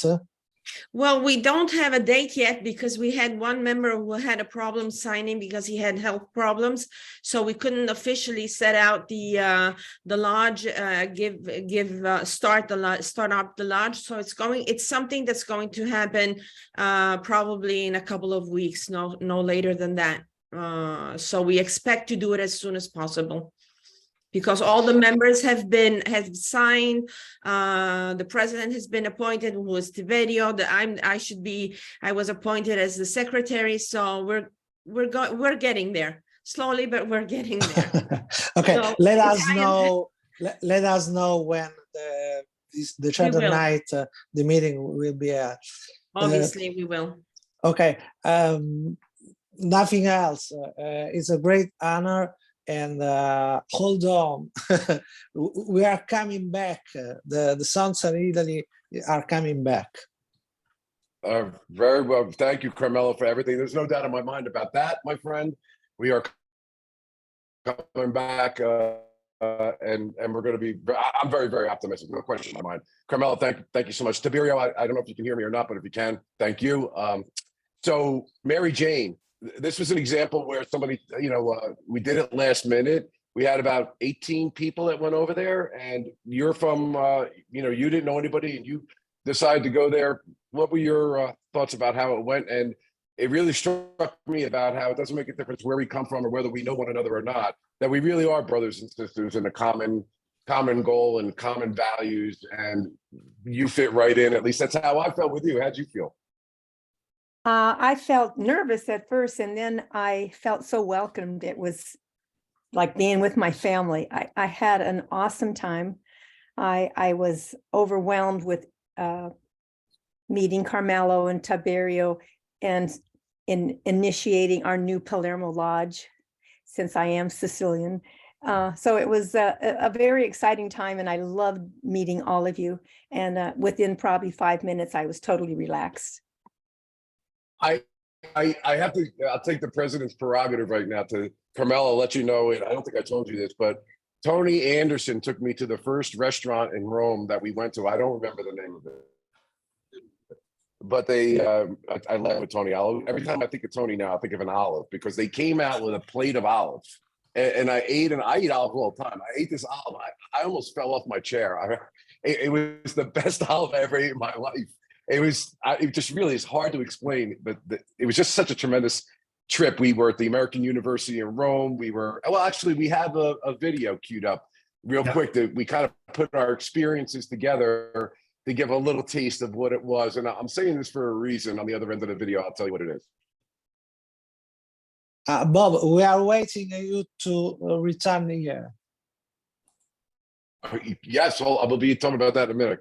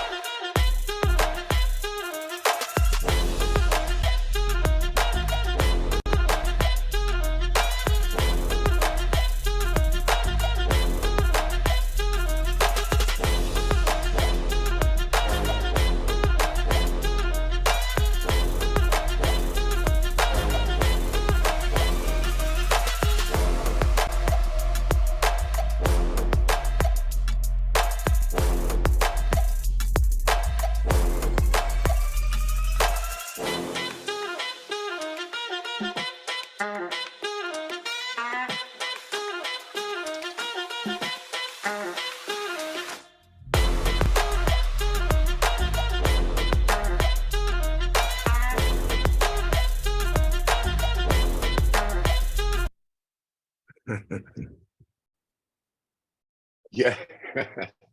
It's a great time. Mark, Mary, do you want to add to anything about where we went or things that we did before we move on?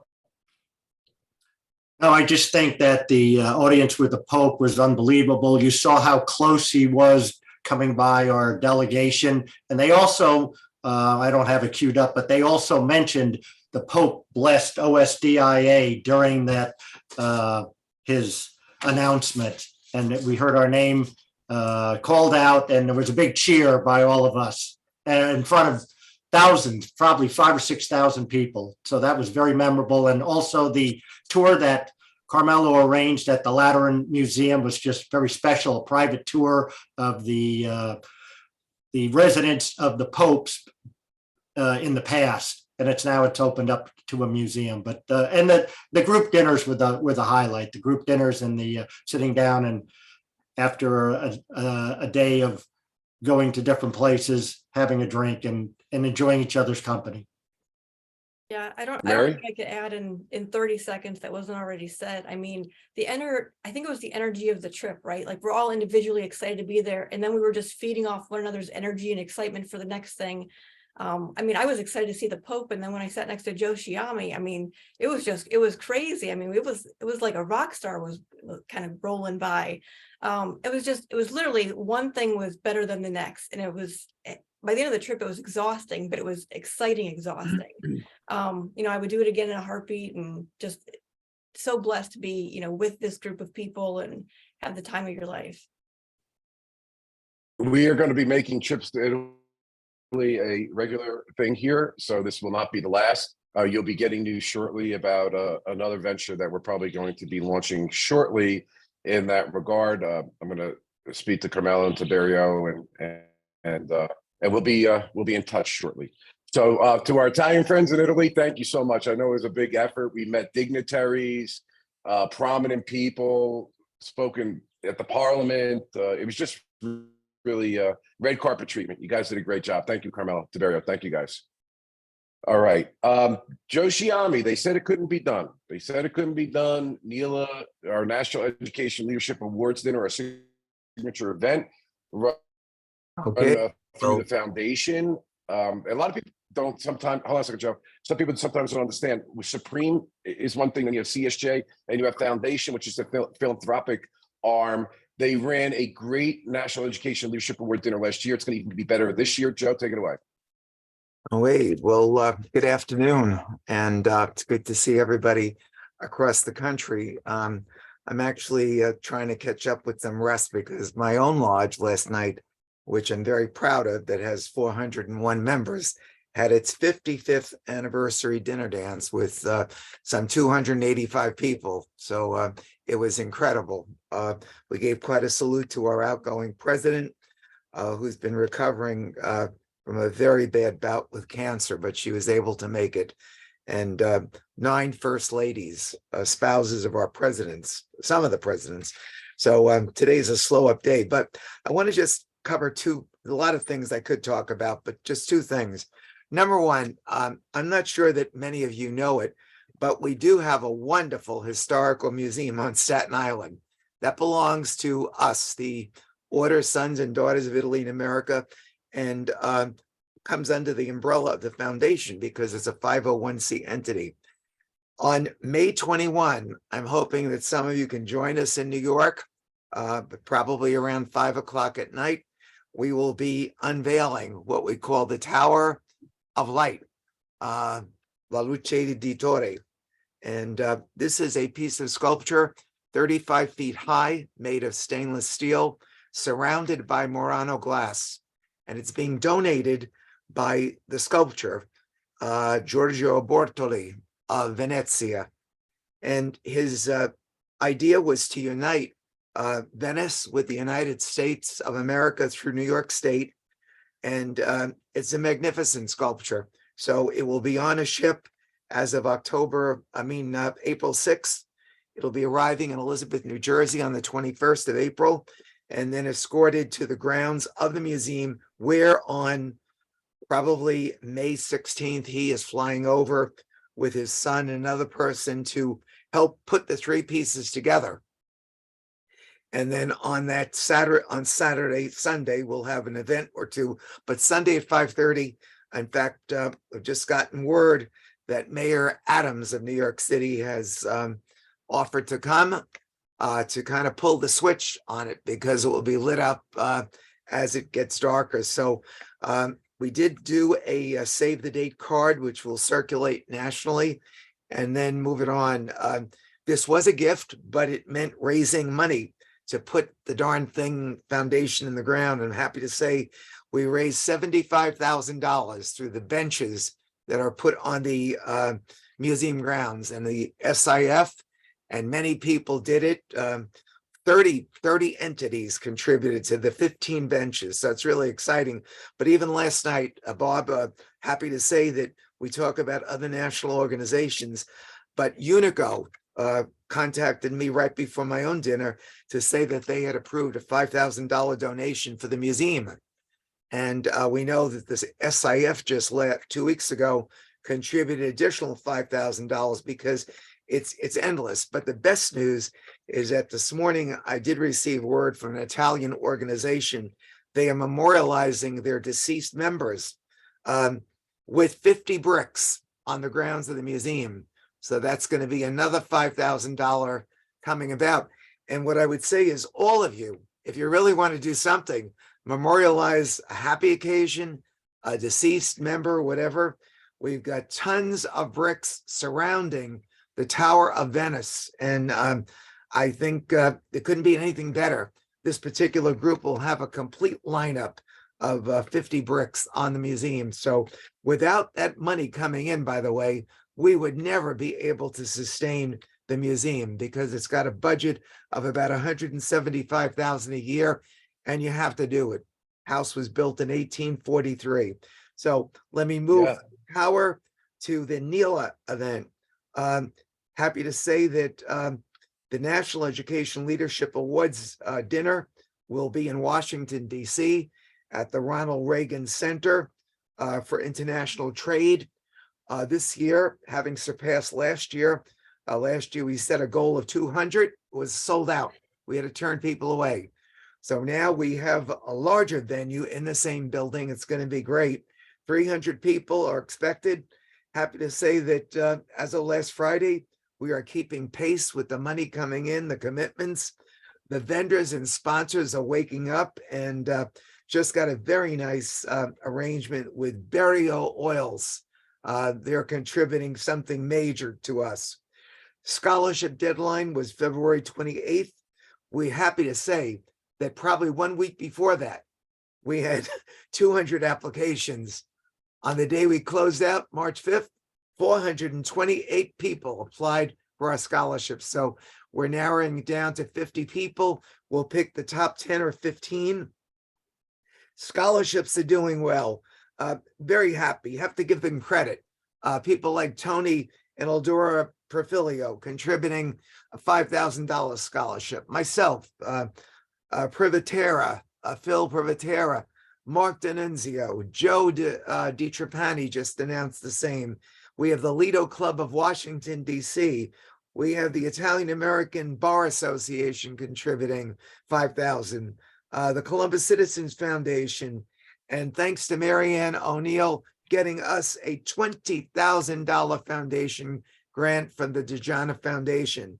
So, you know, if you're not in it, you're really missing some really exciting things. I mean, last year we gave out $130,000 nationally from this dinner in scholarships.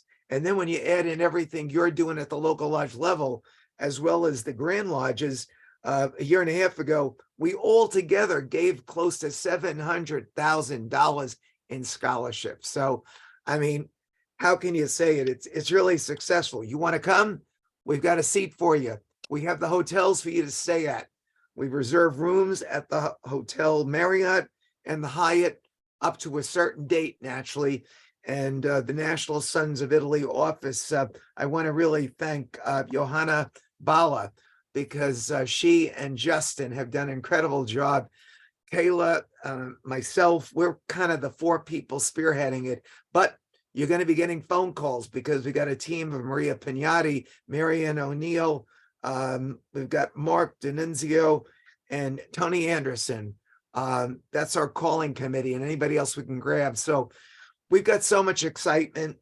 You know, I tend to get excited about this. You know that. I'm nuts, you know, but on September 29th, it'll be my 55th year as a member of the OSDIA. I thought I was done when I was the national president, but as you know, I went on to be the president of the Conference of Presidents, and now here it's really a great honor to be the president of the Sons of Italy Foundation, with all the success and the charity. And don't forget, get your money ready to present to Bob when you come to Tampa, state presidents. We need to continue doing what we're doing for Cooley's anemia, autism, and Alzheimer's. And we're on record in the Alzheimer's contribution level. We've given them over $1 million over the years. And on autism, with Doug Flutie Foundation, you couldn't be with a better guy doing whatever.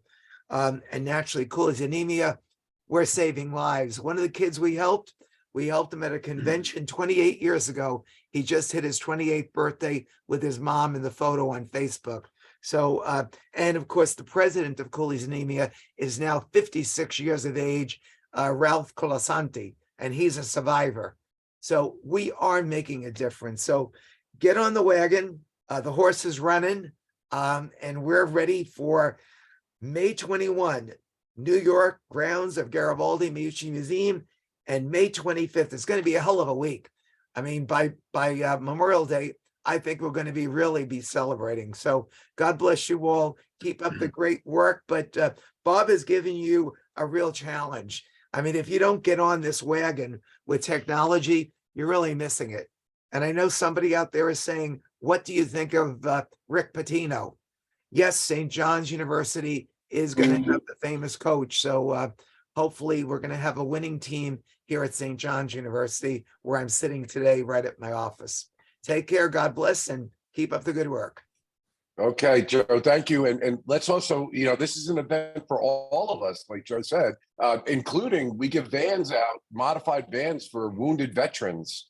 It's just really a great event. If you're looking to have a good time, if you're looking to bring your lodge members, somebody has like Mary Jane, she made that trip on her own. You're going to find a lot of camaraderie here. This has been a signature event for many years. Black Tie Affair. Mary, I think you've got some, or Mark, some video footage of last year's. Yes, I do. Give me a second. Just to give you a feel of what it looks like. Bob, I'm glad you mentioned help our military heroes. Our veteran component is very important to what we're doing.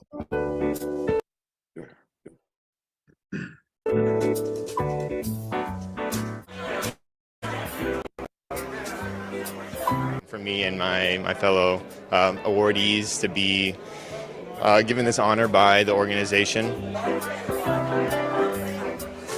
I just think that this gala is such a great opportunity for kids all around the country. My grandfather actually studied in Bologna, so it's nice to follow in his footsteps. You're helping a lot of young kids to actually achieve a higher education.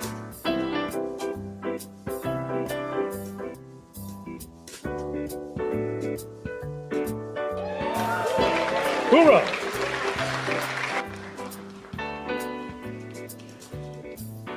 National Education Leadership Award presented to the Honorable Rosa DeLaura.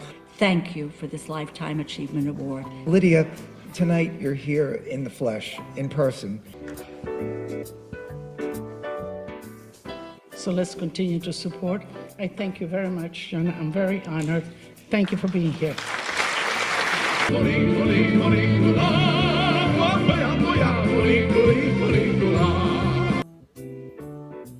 May God bless you all.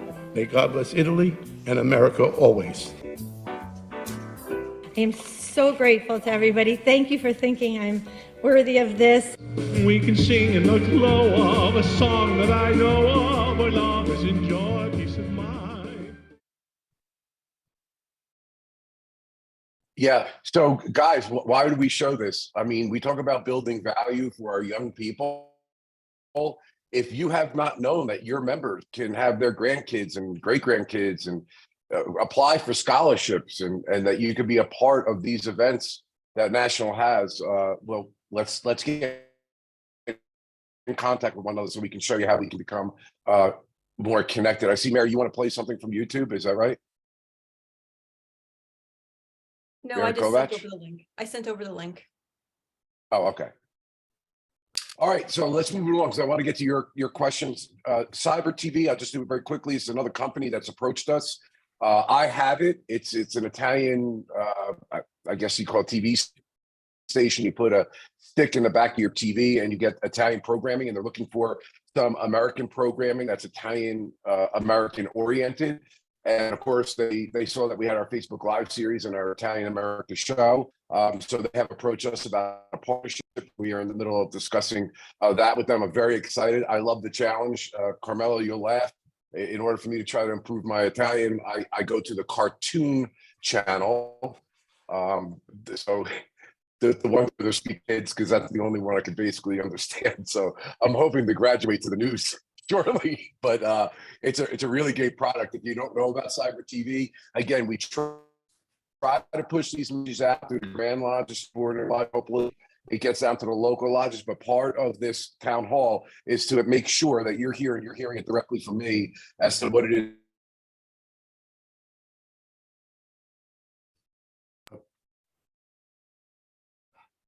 Bob froze, now he's gone.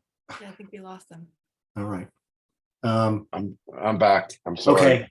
Okay. Okay. So we don't need to go through the Italian America show. We've already talked about that on Saturdays, 8 o'clock Eastern time. Sunday. If you are not in the can you hear me? Am I live? Yeah, you're live.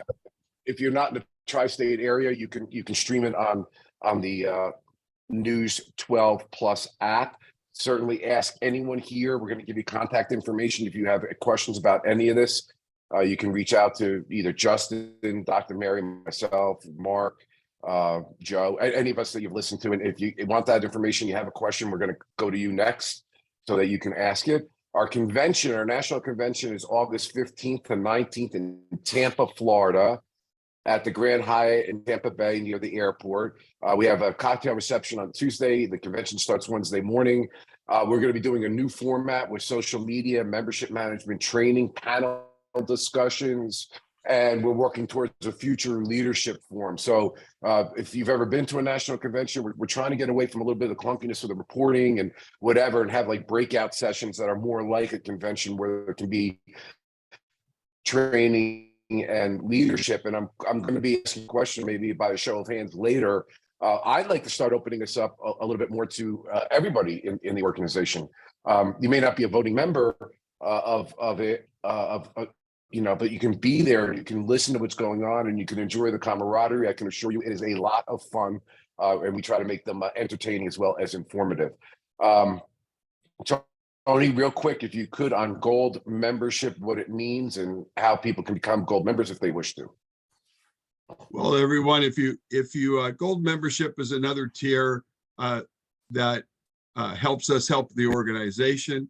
For example, our upcoming NELA, if you're a gold member, you get a discount on the ticket for the event, as well as a VIP reception and the opportunity to meet firsthand and talk with our honorees. And throughout the year, we'll have different things. If you come to meetings and so forth, we'll have our swag bags and things of that nature.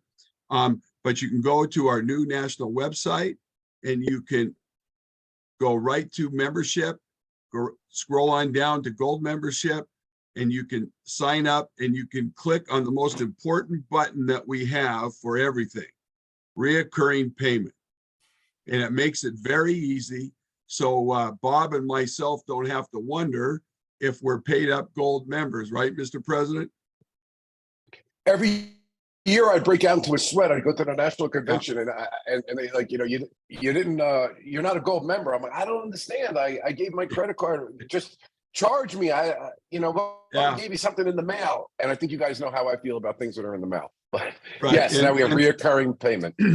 And because of that, that's why the new page has been created to make all of your donations online. You can make it one time, you can make it reoccurring.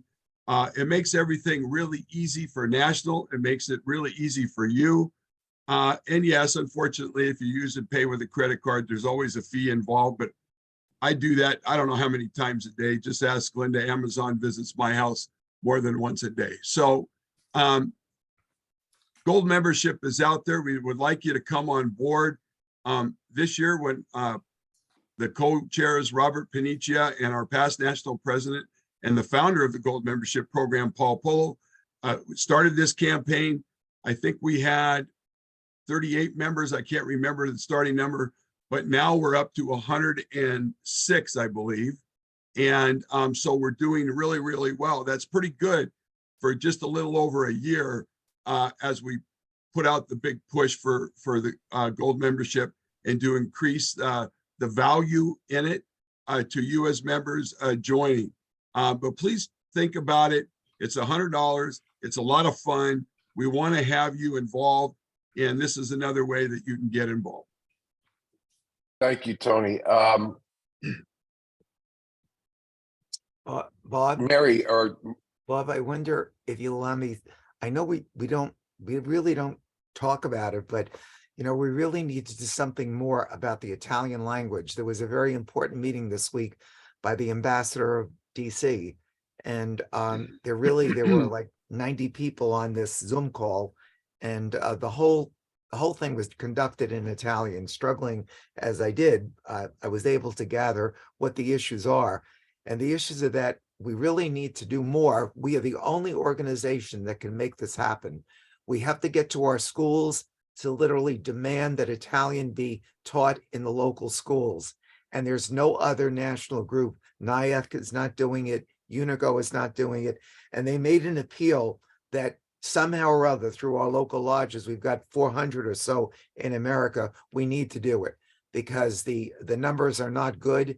And we know that there's a movement in America at colleges and universities to cut back. In fact, the Chronicle of Higher Ed this week listed a number of colleges that are cutting back programs. And in those programs, languages, even including Spanish, French, Italian, are all being cut back. So it's a lot of work to do.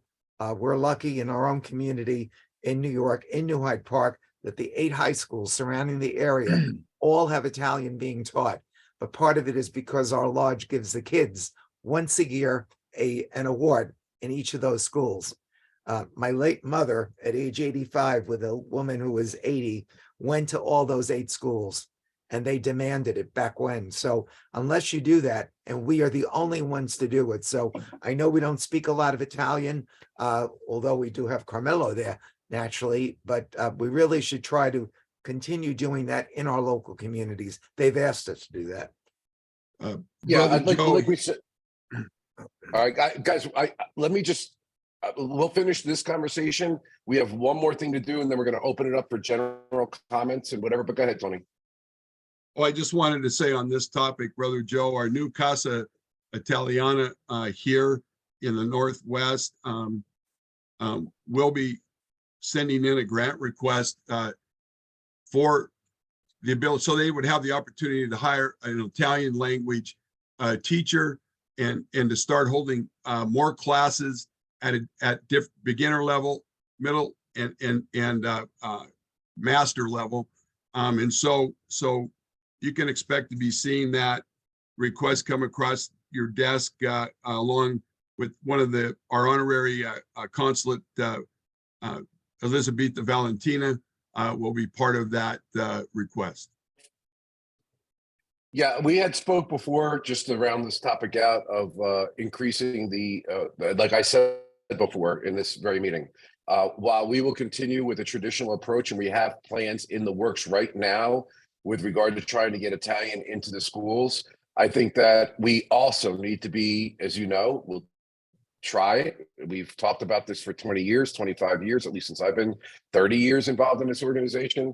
It's a very laudable goal, but we are also hamstrung by politicians and budgets and honestly, people who on the ground say they want to be committed, but unfortunately that doesn't necessarily always follow through. So we will continue, but I'm putting a plan together that's a little bit more organized and operational. So we just don't say the words, we actually accomplish the task. But that said, I believe that we have the tools and the technology, and we're working right now. We're trying to build a relationship with these Italian apps, that's the Italian language apps. We have people like Shayla and her crew that are doing Italian at their grand lodges, whether or their local lodges, as they're having dinner and enjoying each other's company. That we still have an opportunity to learn and teach Italian to our young people without having to be hamstrung, connected to, begging and groveling a political establishment that shows the Italian American community no respect. Now, we can talk forever about what that means, but point well taken. We will do both. We don't have to just do one. We're bigger than that. And thank you guys for that comment. You can be assured that we're going to move in that direction. Okay. Just real quick, subscribing to the YouTube channel, very important. Mary, can we show how to do that? I got it. Mary, do you have it? Please, I ask you all. Do you want me to do it or do you want to do it? I got it queued up. Okay. Me too. Go ahead then, Mary. Okay.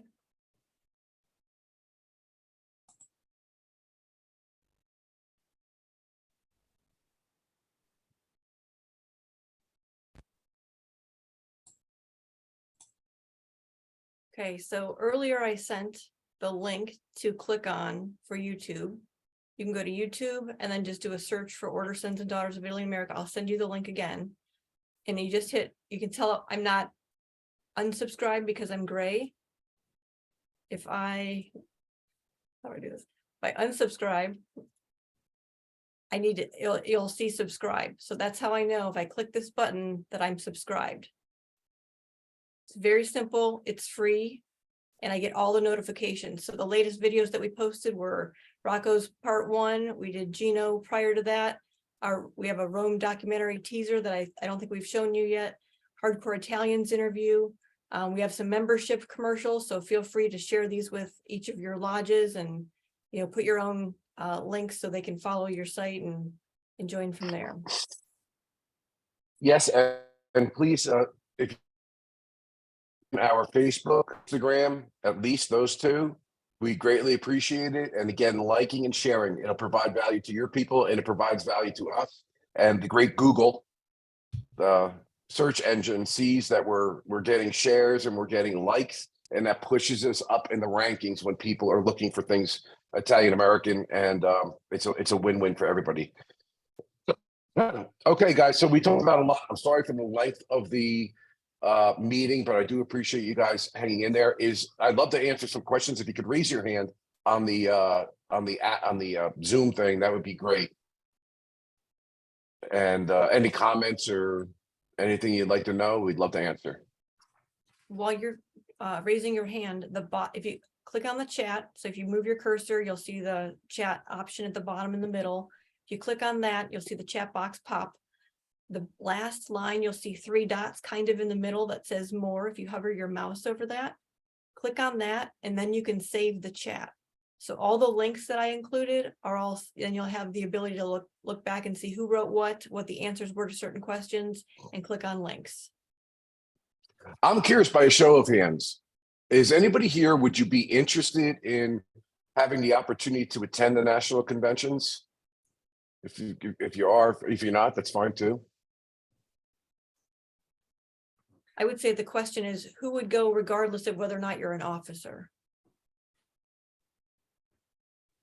Just keep your hands up if you don't mind. I'm scrolling through the screens.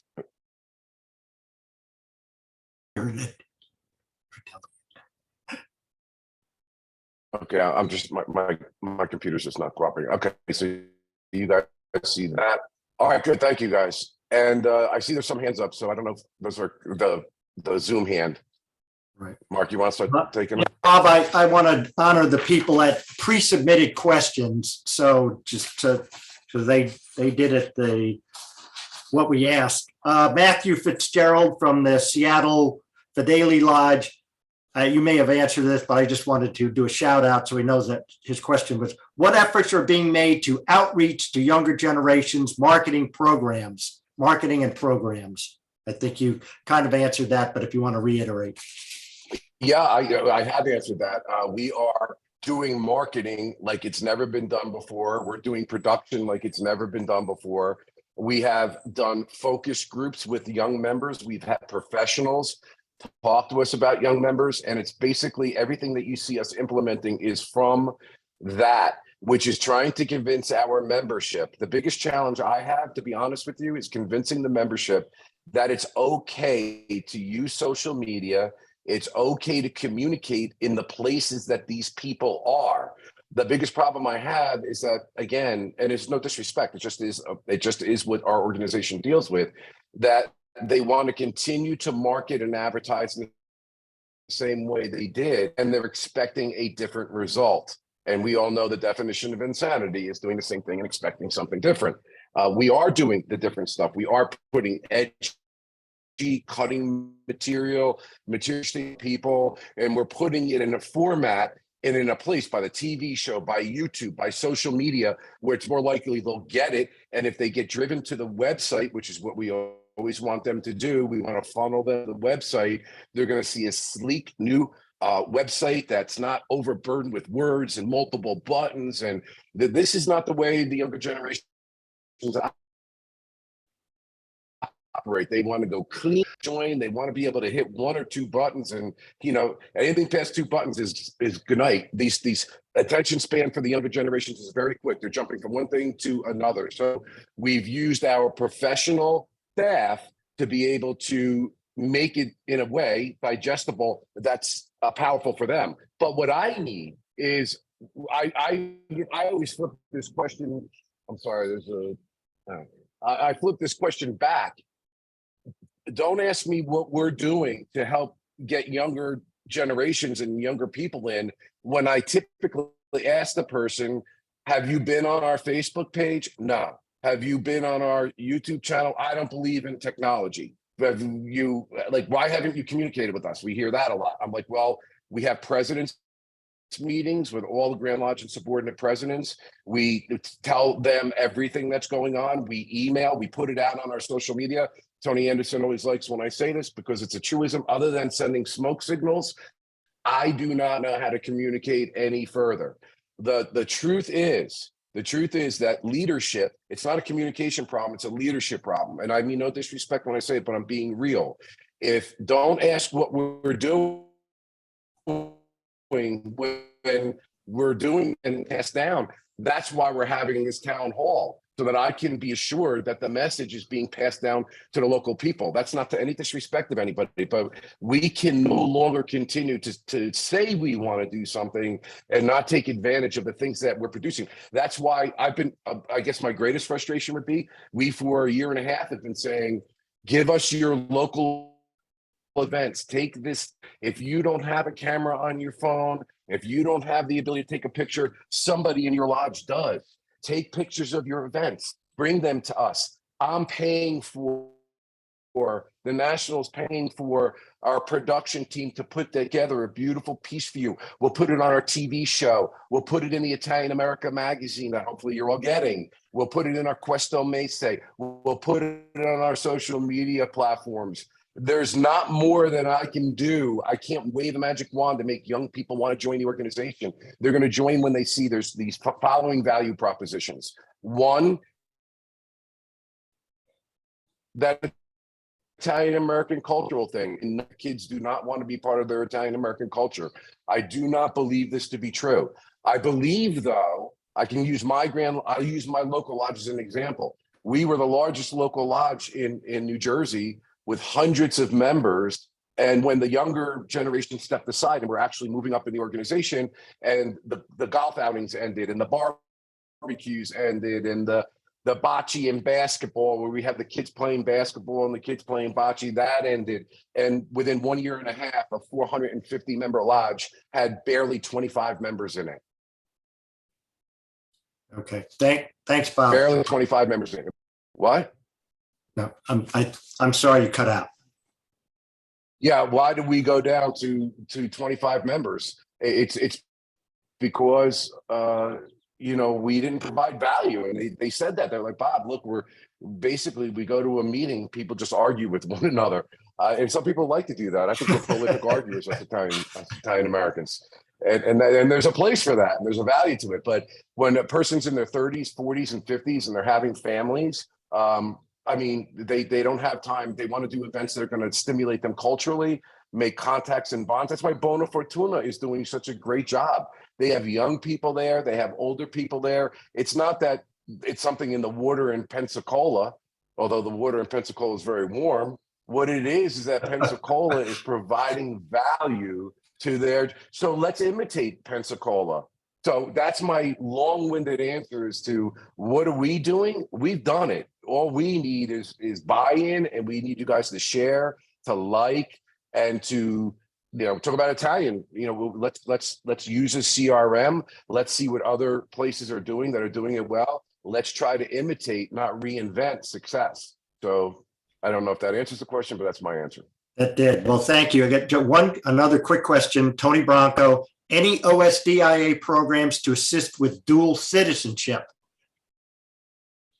Okay, well, I'm going to let Justin, if he's still on, or one of you guys who knows more about that than I do, answer that.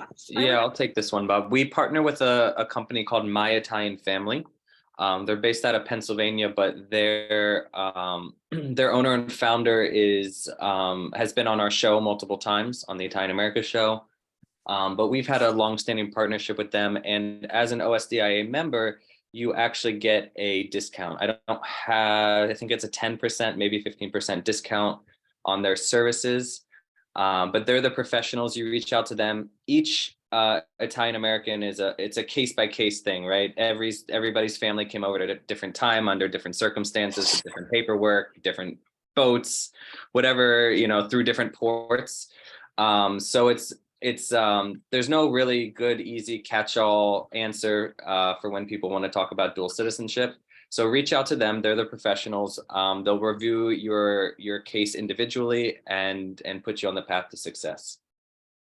Yeah, these two questions, by the way, are excellent. But as to the last question, citizenship, again, and this is why we're having these town hall meetings. This information has resided on our website and has been spoken about on our Italian America show. By the way, I'm just again raising hands. How many people knew that we had a TV show? There's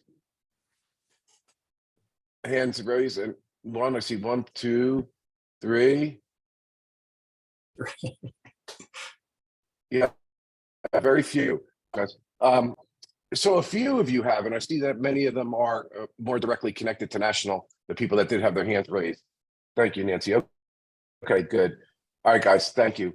But this is kind of, Mark, can you hear me? Because my computer is getting glitchy. You're fine. Yes. Okay.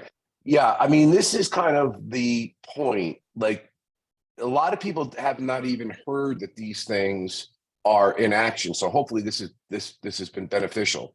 But it is saddening to me that people haven't heard about it, because we have done everything possible. Personal meetings, plenary sessions, conventions, on our social media, calls with the leaders, and we're being told the information is being pushed down, but we know many times and I'm just being real. I'm sorry if that, I don't mean to wound anybody's feelings or hurt anybody's feelings, but this is a big problem in the largest Italian American organization in this country. That's why we need national to be dealing directly, because every time I go someplace and I speak to the local lodges, they're saying they're hearing things for the first time. Mark and myself, when we were doing this, basically when I was first vice president, were shocked to know that many Grand Lodges didn't even know we had a national headquarters in Washington, D.C. We were in complete disbelief by that. That's not anybody's fault, but it is a problem that we're trying to correct. So dual citizen, yeah, you can find it on multiple platforms of where we are, or go to even the show, right? It's on YouTube, guys. The show we did, Justin, right, where it's explained. Right. Yep. Bianca Ottone. Bianca Ottone, it's up there. I wrote in the chat. I sent it at 3:10 the link. And they also do, so it's not just dual citizenship. They also help with genealogy services. So follow the link in the chat. Great, great. All right. Any other questions? Any hands raised? Love to answer them. I know we kind of gone long, but I appreciate it. Nobody else? Mark, can you go through and see? I'm looking. Any comments? Anything? All right. Well, I I'm don't see. sorry, I have a question. Yes, who is this? Patty Toller. I'm in Virginia, but I'm a member of the Montgomery County Lodge, Maryland. So I just checked I just clicked on the link for the awards ceremony on May 25th in Washington, DC. And I was a little disconcerted to see the cost because that kind of leaves out a lot of people that might like to attend something like that, such as myself. If Joe is still on, he could talk. I mean, cost is always an issue. We're doing the best we can, but we have to be realistic. We're in Washington, D.C., and we're not making money on it. These are costs. But Joe, are you still there? Joe Shiami? Yes, I'm still on. I mean, we're aware of that, but obviously the goal is to make the money that we need to. The National Sons of Italy years ago had many more hundreds of people when it was at the National Building Museum. And then, of course, we all got hit with the pandemic. But a national dinner has to be obviously a little bit more than a local lodge dinner. I mean, some lodges maybe could do it for $75, other places can do it. But when we itemize all of the expenses, there really is no way to get around it short of the cost that we have, unless we were to get some underwriter who wanted to give us, let's say, $100,000 donation at the start, and then you could probably lower the tickets. But I'm happy to say that last year, as I mentioned before, we had to turn people away, and people were willing to pay that freight. And I don't see there's really not much we can do about it. I'm involved, as some of you know, in other organizations. In fact, the Ballo di Savoia that was held in December, the damn ticket was $7.50 each. And we had people fighting to come to this thing. And we had 300 strong at the University Club, different kind of people, but again, going to charity, which is the big issue here. And without that, the Sons of Italy at the foundation level wouldn't be able to exist. So it's an issue. And we had thought about trying to lower it. In fact, we did take off some money if anyone comes individually and is a gold member. So we did try that this year for the first time. By the way, before I get off, I heard the person speaking or asking the question about young people. Young people, and two other Italian organizations discussed this with me this week, how to get young people. And they've done all the empirical studies. Because I don't have any children, I don't have any grandchildren, but I'm surrounded with people who are married with grandchildren and children. And I've got 3 nieces and grandnephews and nieces. They are so busy today. If you want to be a good parent, mother and dad, they're so involved with their 2 children, let's say, taking them to soccer, going to school meetings and all, that they're not able to really be free until they're in their late 40s. And that's certainly in their 50s and 60s. So sometimes you kind of have to think about it. Who is the best group that we want to spend our time going after? We really need to be convincing people who are freeing up at age 35 or so. That's the group. The young people, I'll tell you that right now from the university campus, unless you've got something that's going to attract them in terms of networking. And what I talk about is talking with one another. And I made a comment when we had the plenary session. The young people want to do a lot of chit-chatting. They want to network. They want to have a beer in their hand. Best thing you can do, you want to attract young people, have a night, maybe, I don't know, call it a beer night, and attract people, a wine and cheese night. Don't be heavy on the business. And you'll see one by one, you'll get them to meet one another, get their core group together. You get 5 to 10 young people together. They will then join your lodge. they'll have something in common. Set up a bowling team, do a Sunday morning sprint, whatever you're gonna have a run around the community. You have to think differently. When you're in your 60s, 70s, 80s, whatever, and we know we've got an older membership nationally, you got to think differently. Got to get a younger group, and that's the only way you're going to do it. And also, you can't have meetings where there's a lot of bickering. You have to have an upbeat meeting, even when you come in a room. One of the things new members tell us, we're not a friendly group. That means that after you initiate a member, the next month that same person comes back. Where does that person sit in the room? Who does that person know? You got to take him or her under your umbrella. These are some of the things that we kind of touched upon at the plenary session when we talked about leadership. And each one of us, we become leaders. We've got to be energizing to get people so that they're not lost once they become a new member. And it ain't easy. Believe me, it's not easy, but we can all do it.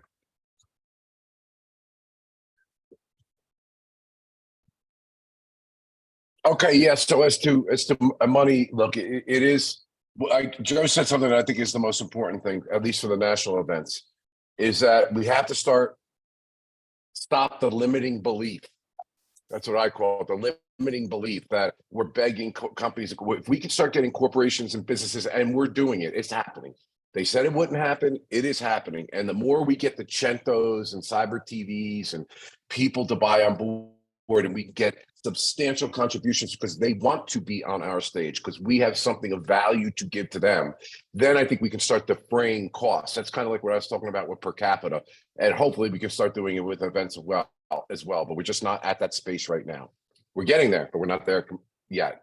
But thank you for that question. I see Lena has her hand up. Thank you for such a great meeting. My first question was directed for the Sons of Italy Foundation.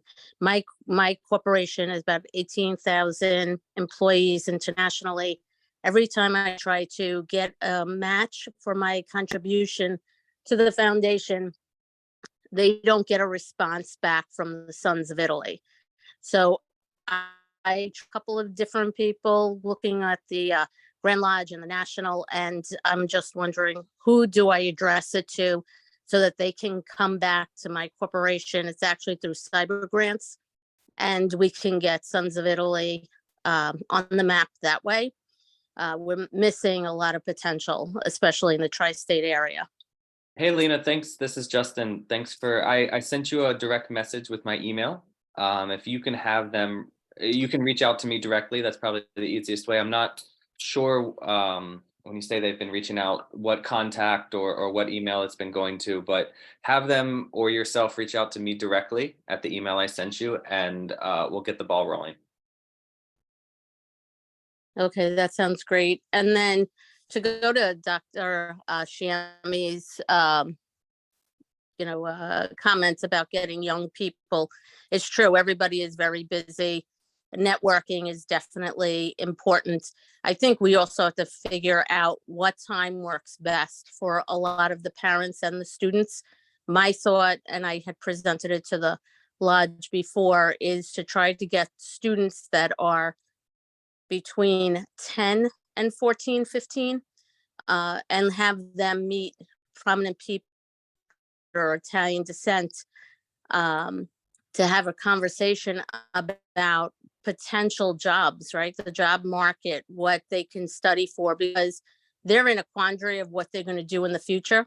And we're very blessed to have very prominent, and we'll use Mr. Bianchi, that can definitely give a lot of background information that the younger adults, right, the young teens and tweens can benefit from. And I think if we do something like that, that could actually propel, the Sons of Italy into a different light. Yeah, thank you, Lena. I do believe that we have a space for those people. We just haven't done it in a way, and we're working on that. I think all these comments are great, but I think imitation, of course, is not only the sincerest form of flattery. But is Shayla still on? Shayla? No. Well, we do have local lodges. Okay. Well, I'll tell you about Jersey. There's a local lodge. There's a lot of young people in it. And so when I hear like, their time, Lena, you hit it right on the head. I have another business where with the younger people, we run a program and they love the educational pieces to it and the learning part to it. But we just did a survey, not that it was surprising. They want more networking opportunities. They want internships. They want mentorships. They want to have a continuing mentorship program. And we're now modifying our program to emphasize more of that than some of the other things that we thought they would be interested in, but they're already getting that information somewhere else.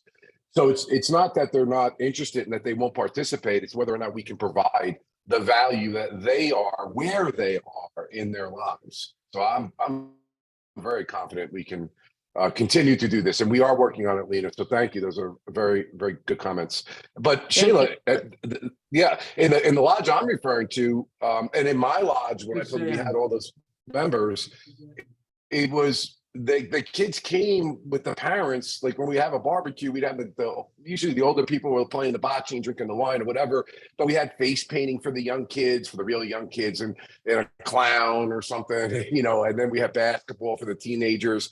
And it was a family event for them. It was the Cento commercial. It was the grandparents, the parents, and the young people that were all able to participate in different ways in one event. Kayla, you guys are killing it. How about you guys? How are you doing it? So we are starting to get younger members, but it is a slow process. And what you're saying about the multi-generational, years past, it has not been that way.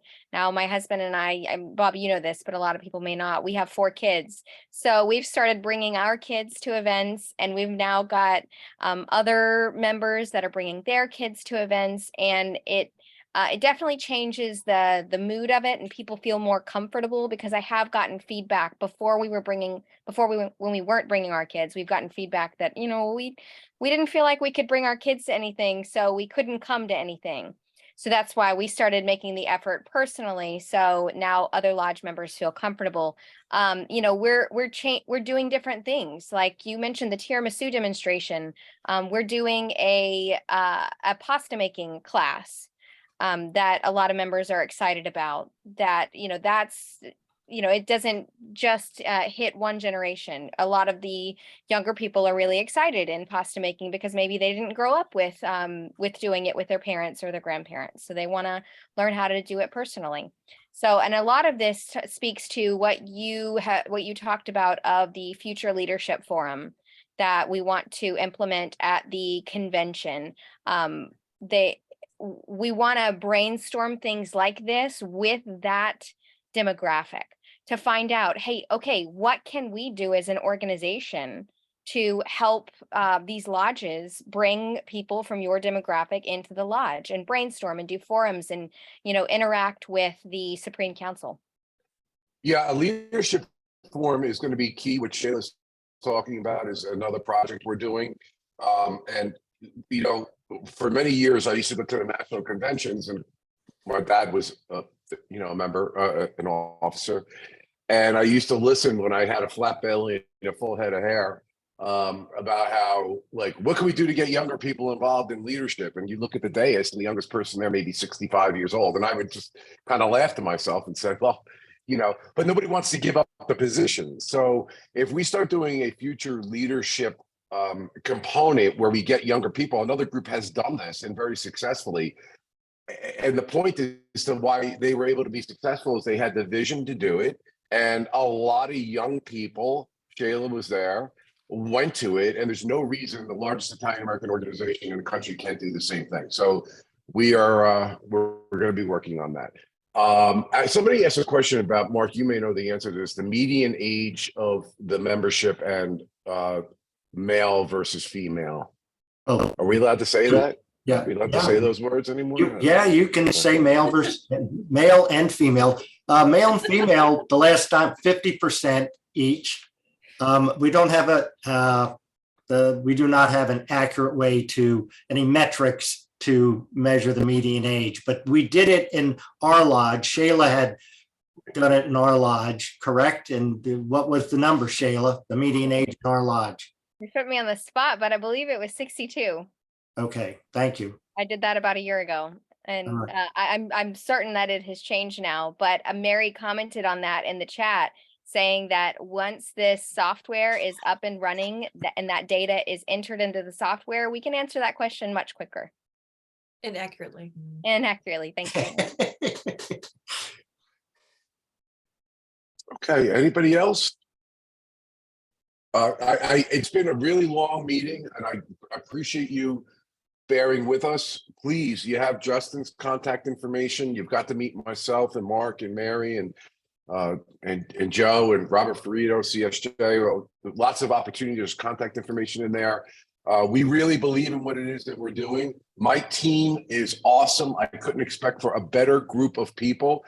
And I want to specifically thank you guys. I know that you, in large measure, do this out of loyalty and respect for me.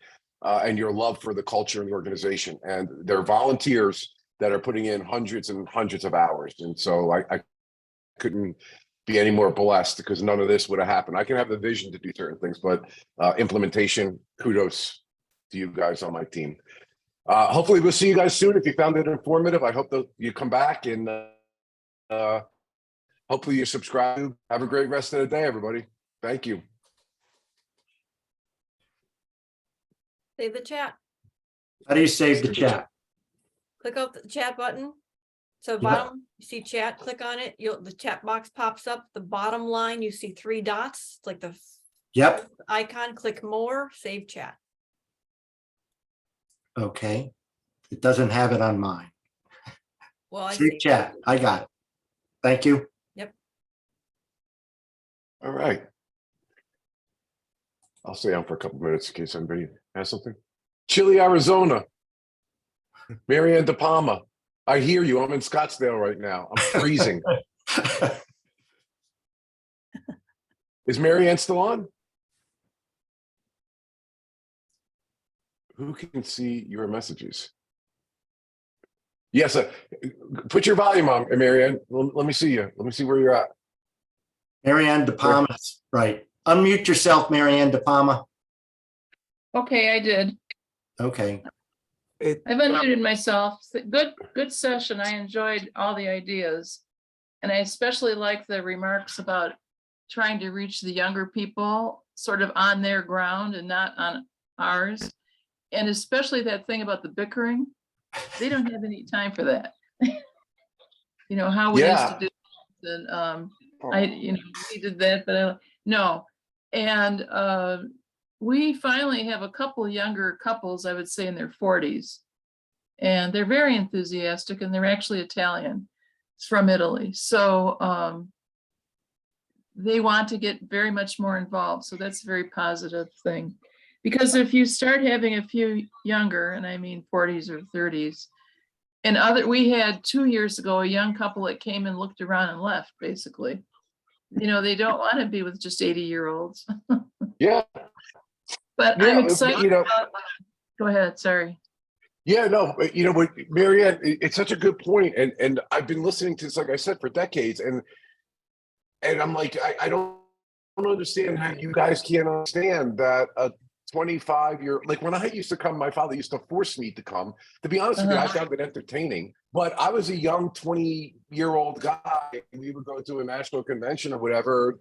I don't want to sound whatever, but it's just real. I was like, where are the girls? I mean, you know, I want that, you know, I was a single guy and I enjoyed the company of the people that were there, but there wasn't anything there for young people.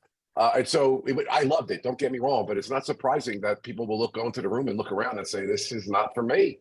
But we're changing that. I think that I think we're focused on it because what happened, Marianne, is that when you would raise this issue, the people that were leaders were so inflexible in their mindset, they wouldn't change anything. And so people just left. That's what happened in my life. They just left. One of my nephews. Why is it so cold here? I don't know. This is the worst winter we've had. I feel like I'm in Michigan, pretty much. You know, normally we have sunny weather. We got up here. close to 80 degrees now or something, and the rain has been amazing this winter. So much of it. Of course, we None have of a us knew water that. shortage. The last time I was in Arizona, my sneakers were melting on the pavement. Last night, I was like asking people if they had a winter jacket. I couldn't. That's right. By the way, I see that we have Frank Panessa. You're with us. breaking up. Frank is an icon in our. Yes, can you hear me now? Yes. Yeah, we have Frank Panessa with us. Frank is an Hi, icon. how's everybody? Hi. Good, If, Frank. if I look bad, I'm feeling bad. I'm passing 2 kidney stones. Oh. That's commitment, Frank. Frank is very instrumental with the veterans in getting those vans, those modified vans for the veterans. Oh, nice. Thanks for being on, Frank, for 2 kidney stones. Yes. I want to get healthy because we're going to be presenting a van pretty soon. Awesome. Yep. Yep. You know, Bob. Thank you, Ferrito- Frank. Bob. Where's Bob? Bob Ferrito is there. Hey, Where'd he Bob, go? Robert. Yeah. I mean, CSJ is so damn important. There he is. There's Robert Frito. Unmute He's yourself, right there. Robert. Great. Yeah, what's up? How you doing? Yeah, no, I mean, it was a supreme meeting, but of course, Robert is, and Joe for Foundation, as Neil is coming up, and Robert is the CSJ president, does a great job. And another, these guys, just so you know, they don't just handle their own little areas. I have them, and they've helped me with so many things outside of what their responsibilities are. So, Robert, what's going on, man? How you doing? Hey, we're doing okay. You want to hear some news or what? I could do it real quick because I got to leave. Oh, yeah. I have to pick up my grandkids in about 10 minutes. Sure. So this is what's happening. Trenton, New Jersey, the statue is going back, but it has to be refurbished. It was damaged when they took it down. It was vandalized. And I got a call from the New Jersey Italian Heritage Commission, Professor Arroyo, and we did commit some money to help them refurbish it. So I'll be putting something out. I'd like to see the state of New Jersey, Sons of Italy, do something, kick in a couple of bucks. But the mayor is going to put it back. They got a commitment, which is great news. And that up in New York, Governor Hochul is finally coming around. We met with her for a St. Joseph's celebration, and she is totally on board now with the Italian American community as far as Columbus, as far as the holiday, as far as the statues. I will be meeting with the New York State Attorney General next week. And what we're looking to do is she's very open to making the destruction of the Columbus statues a hate crime. And in fact, we may work all the statues into that. Once that happens in New York, if she goes with that, we'll take it to the federal level. I think it'll be an avenue to take it to the federal level. I think it's going to work out great. And she's very receptive to the idea. Victor is in Philadelphia. The statue is remaining. The mayor tried twice, but he lost. That's staying. Syracuse, the mayor still hasn't gotten the message. He lost twice, but he wants to try it again. So we're going to be fighting him. Up in Massachusetts, you got a Boston mayor that has fees for the North End for outdoor dining, but not for the rest of Boston. So we're going to be taking on that. I know that there was a complaint filed by the restaurant owners. We're going to do an amicus brief to support them. And in New Orleans, we have a historic walk plaque in motion, and we will be having that sometime dedicated in October. Richmond, Virginia, the statue remained. We have a council that from Florida. She's a member of the one of the lodges down in Florida, Nate Guarino. And yes, technology is important. I ask everybody to please jump on that membership program. And we are working with other Italian American organizations. And that's my brief but quick message to everyone. Thank you. Are any of you going to be here in Arizona on the 23rd of April? Are any of you going to be in Arizona on the 23rd of April? No. For what? Is there a reason to be? It's our Bellotti Lodge 40th anniversary. Albert Bellotti Lodge in Mesa.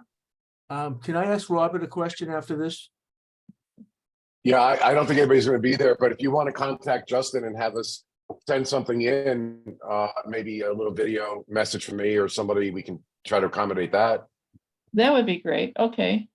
Yeah, so sometimes I'll if I can't go to a place, I'll do a little message congratulating you guys, and so Justin can help.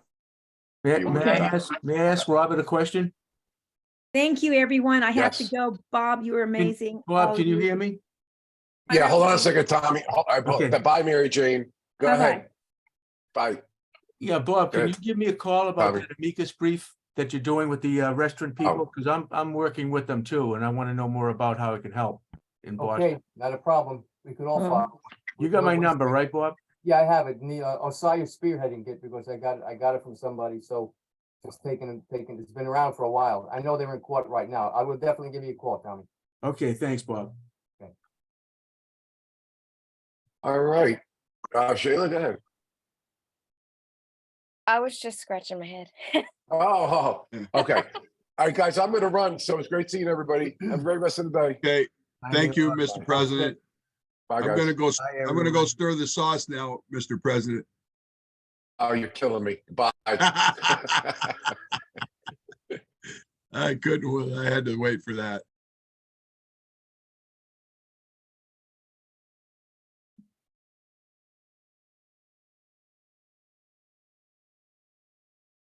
Happy.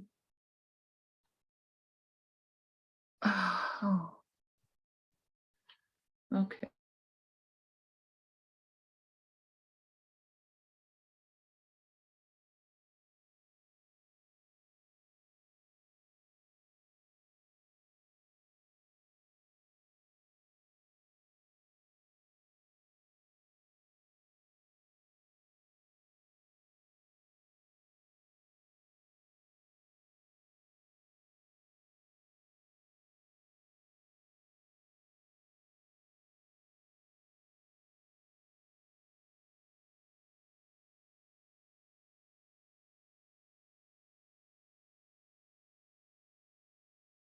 Oh.